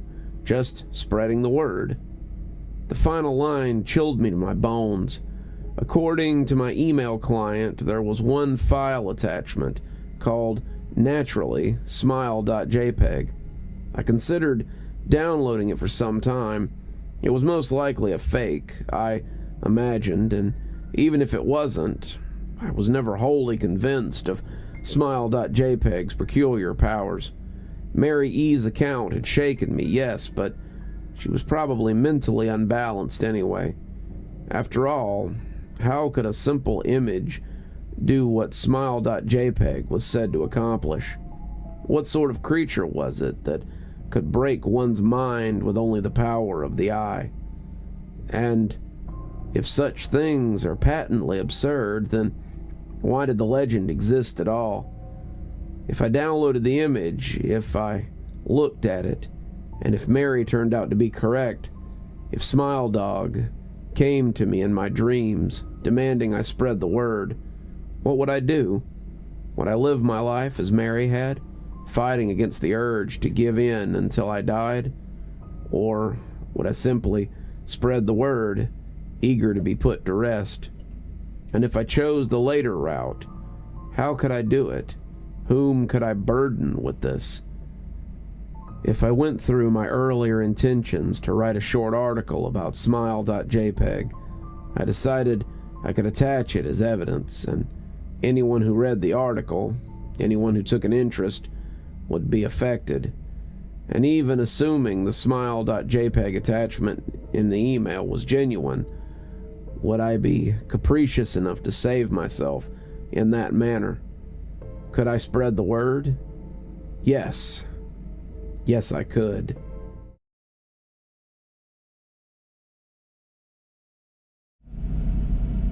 Mary Danvers was pretty.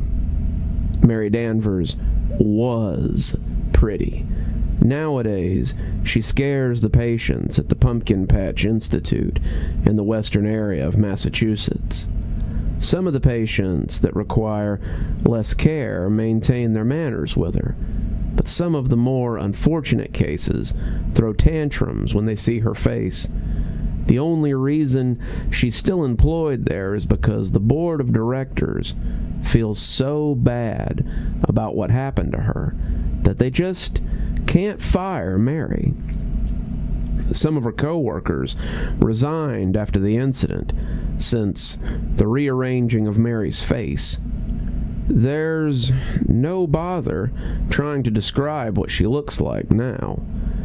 Oh, but there's an Instagram profile that has pictures of what she looks like before that prove that Mary Danvers was once a great beauty.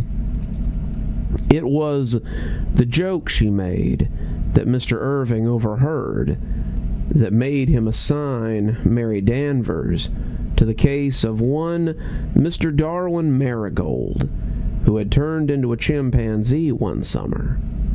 "At least he doesn't monkey around," Mary had said to her co-workers one morning in the break room. She was putting her lunch away for the day in the fridge, a Tupperware container of chicken Alfredo that she had ordered from a restaurant the night before. None of her co-workers warned her when Mr. Irving entered the break room, coming in with his white lab coat sweeping like a cape. Her back was to him, so she continued. "When we first got him, I thought he was going to fling feces at us. That diaper he wears is adorable, though, and the way Rebecca holds his hand while walking him down the hall. Mrs. Danvers," Dr. Irving smiled. His voice boomed a little. Mary Danvers snapped and turned around to face her superior, who clasped his hands in front of him most meditatively. "You aren't talking about our lovely resident, Mr. Marigold, are you?" There was an expression of terror on Mary's pretty face. "That's against the rules, and besides," he continued, "Mr. Marigold has been nothing but lovely to the staff and the other patients. His wife called. She's coming to visit tomorrow. You're on the schedule for tomorrow, aren't you?" "Yes, sir," Mary said, cringing. "I'd like you to be the one who escorts Mr. Marigold to the visitation room tomorrow. Mrs. Marigold is a lovely woman. I believe you haven't met her yet, and I believe you have escorted other patients to the visitation room before. Have you not, Mrs. Danvers?" "Yes, sir." "But you've never escorted Mr. Marigold. You'll find he's very docile, and he won't be flinging any feces at you or anybody else because the orderlies have a very good friendship with him. If I hear you make another remark about Mr. Marigold, then I'll have you help the orderlies change his diapers for a month. Do you understand?" "Yes, sir, I understand," Mary chirped. The terror of obedience made her features suddenly childish. She was embarrassed to be reprimanded in front of her co-workers, who were in an awkward silence of their own out of second-hand embarrassment. Mary met Mr. Darwin Marigold in the lounge that afternoon, after she had her chicken Alfredo leftovers, something which Darwin Marigold hadn't had since his unfortunate transfiguration. She didn't know it, but he could smell it on her breath. It was the cause of his smile while they were seated at the checkerboard. Checkers was Mr. Marigold's favorite pastime, even though his skill was in a laughable decline. All the other patients zombied around in harmless but uncoordinated choreography that hour, while Mary purposefully let Mr. Marigold win. She found the length of his brown fingers unnerving, as well as his barnyard musk. She felt like she was looking into the eyes of the ghost of a dead pet whenever he looked at her when it was her turn.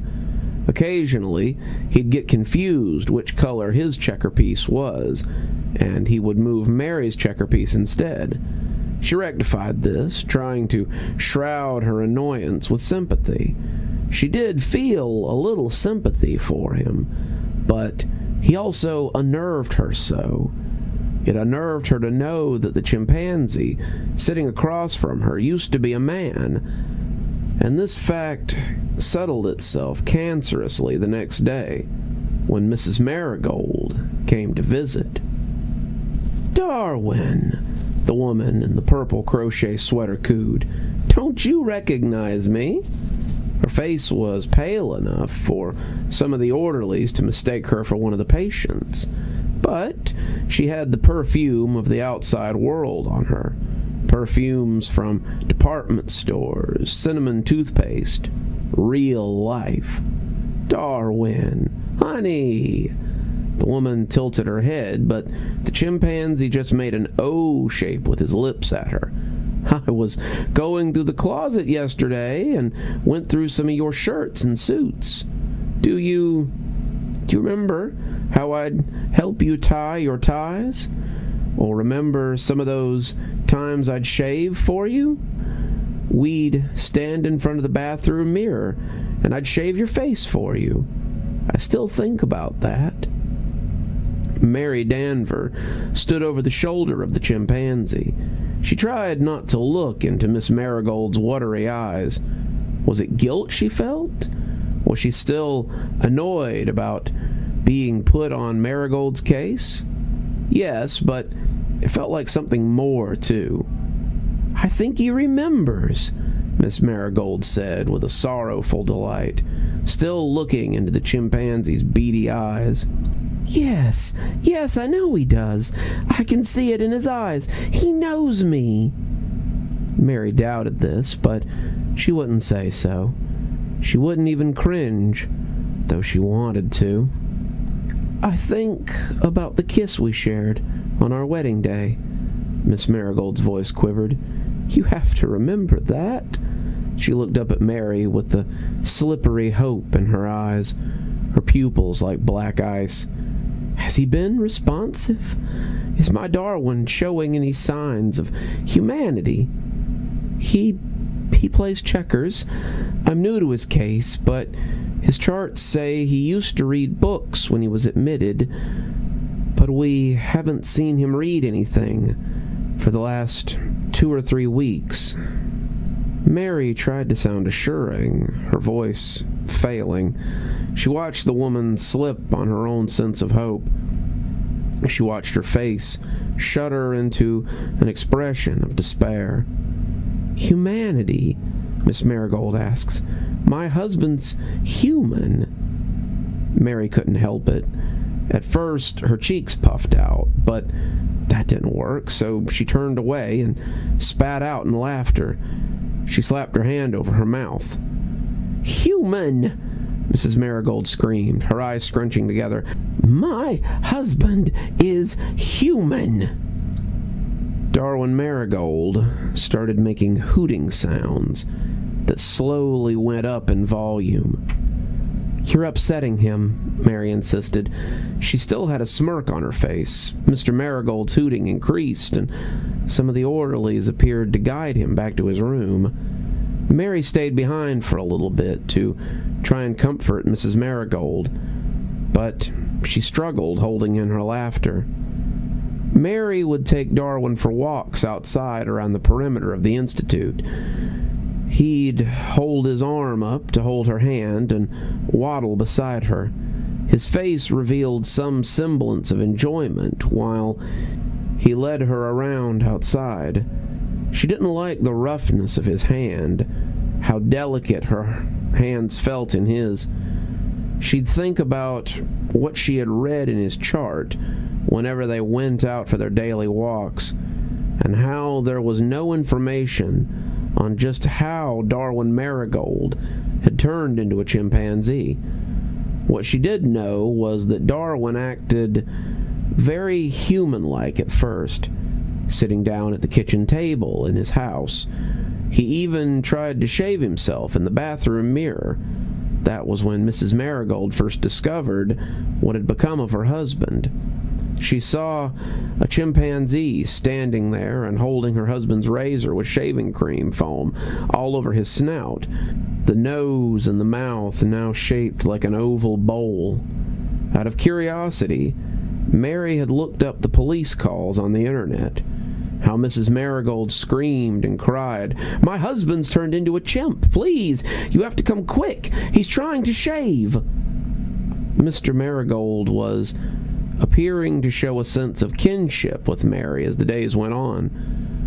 When it was time for their daily walks, he'd stand there and hug her leg while she cooed, "Come on, Darwin, don't you want to go for your walks?"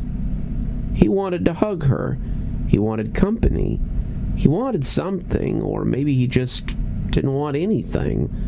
His skills at checkers declined until Mary gave up even playing with him anymore.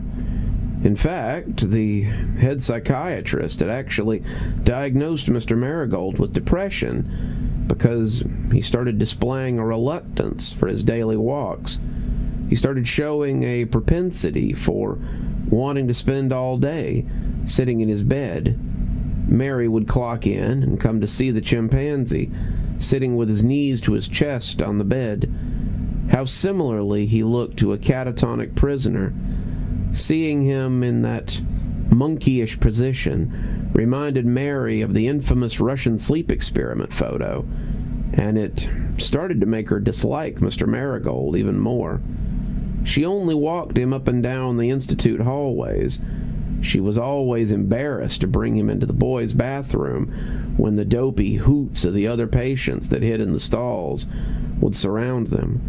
One day, Mr. Marigold got angry at his own reflection, and the orderlies had to come and put him in his room. Another time, one of the male patients tried to hug Mr. Marigold, and it irritated him violently again, but the situation was quelled when they put him back in his room. Mrs. Marigold kept coming to visit, but she wasn't visiting her husband anymore. She was visiting a chimpanzee. She cried every time. Mr. Marigold never did. There were brief instances in her visits when he might have recognized his wife, but every instant always devolved into him just zoning out. "Good morning, Mr. Marigold," Mary greeted him one morning when entering his room. He was sitting on the bed in his usual position. She crept forward. "Want to go get some breakfast?" It was unprovoked. Mr. Marigold propelled himself off the bed and onto Mary's face. She didn't have time to scream. The impact of him jumping on her sent her falling backwards into the room and out into the hallway. Chimpanzee shrieks echoed down the hall before any screaming started. But the screaming did come, and the screaming and the chimpanzee shrieks made such a hideous duet. Mr. Marigold had started by beating his fist onto Mary's shoulders and collarbone. She closed her eyes. She turned her face away so that her cheek touched the floor. And that was when Mr. Marigold's dirty fingernails dug into the side of her face. Her screams blasted out when he ripped a flab of skin off like the fatty tissue of a roasted turkey. Her screams were sharp. Mr. Marigold shrieked and hooted, as if annoyed by those screams. He pummeled his fist down a couple of more times on her chest, his fists bouncing off the bra under her blue scrubs, and then he went back to ripping at her face. He bent down and nibbled on the exposed muscle. So much of her face had been removed that she felt his teeth scrape against her molars, scrape against her gums. She screamed and cried again and again. Orderlies and security guards shuffled down the hall, but Mr. Marigold had already taken out one of Mary's eyes. He popped it into his mouth and chewed, the veins swinging from his lips. He seemed to be smiling while Mary cried. Why, half of Mary's face was smiling too. Mr. Marigold was put back in his room. He got back into bed, returned to his sitting position while chewing on Mary's eye, as if it were nothing but a piece of bubble gum. He chewed while Mary cried in the hallway, with half of her face just gone. The damage couldn't fully be seen because her face was a flood of blood. I'm one of the orderlies who rushed into the hallway that day. I don't like to remember how she cried up at the ceiling, as if crying would repair her face. I admit I froze above her. I'd had a crush on Mary for years. I was always too afraid to tell her or ask her out, but that day, when the other orderlies and I stood over her, I was sick to my stomach. I hate to admit this, but I was grossed out. Mr. Marigold is still at the Pumpkin Patch Institute. He hasn't thrown any other tantrums. In fact, he's very well behaved now. I take him for walks sometimes. His violence on Mary Danvers actually seemed to have improved his mood. He likes the sunshine. He likes it when he sees Mary Danvers. He smiles at her whenever he sees her. That is who he recognizes more than his wife. Oh, I think Mrs. Marigold is coming today. What do you say? Want to go back inside, Mr. Marigold?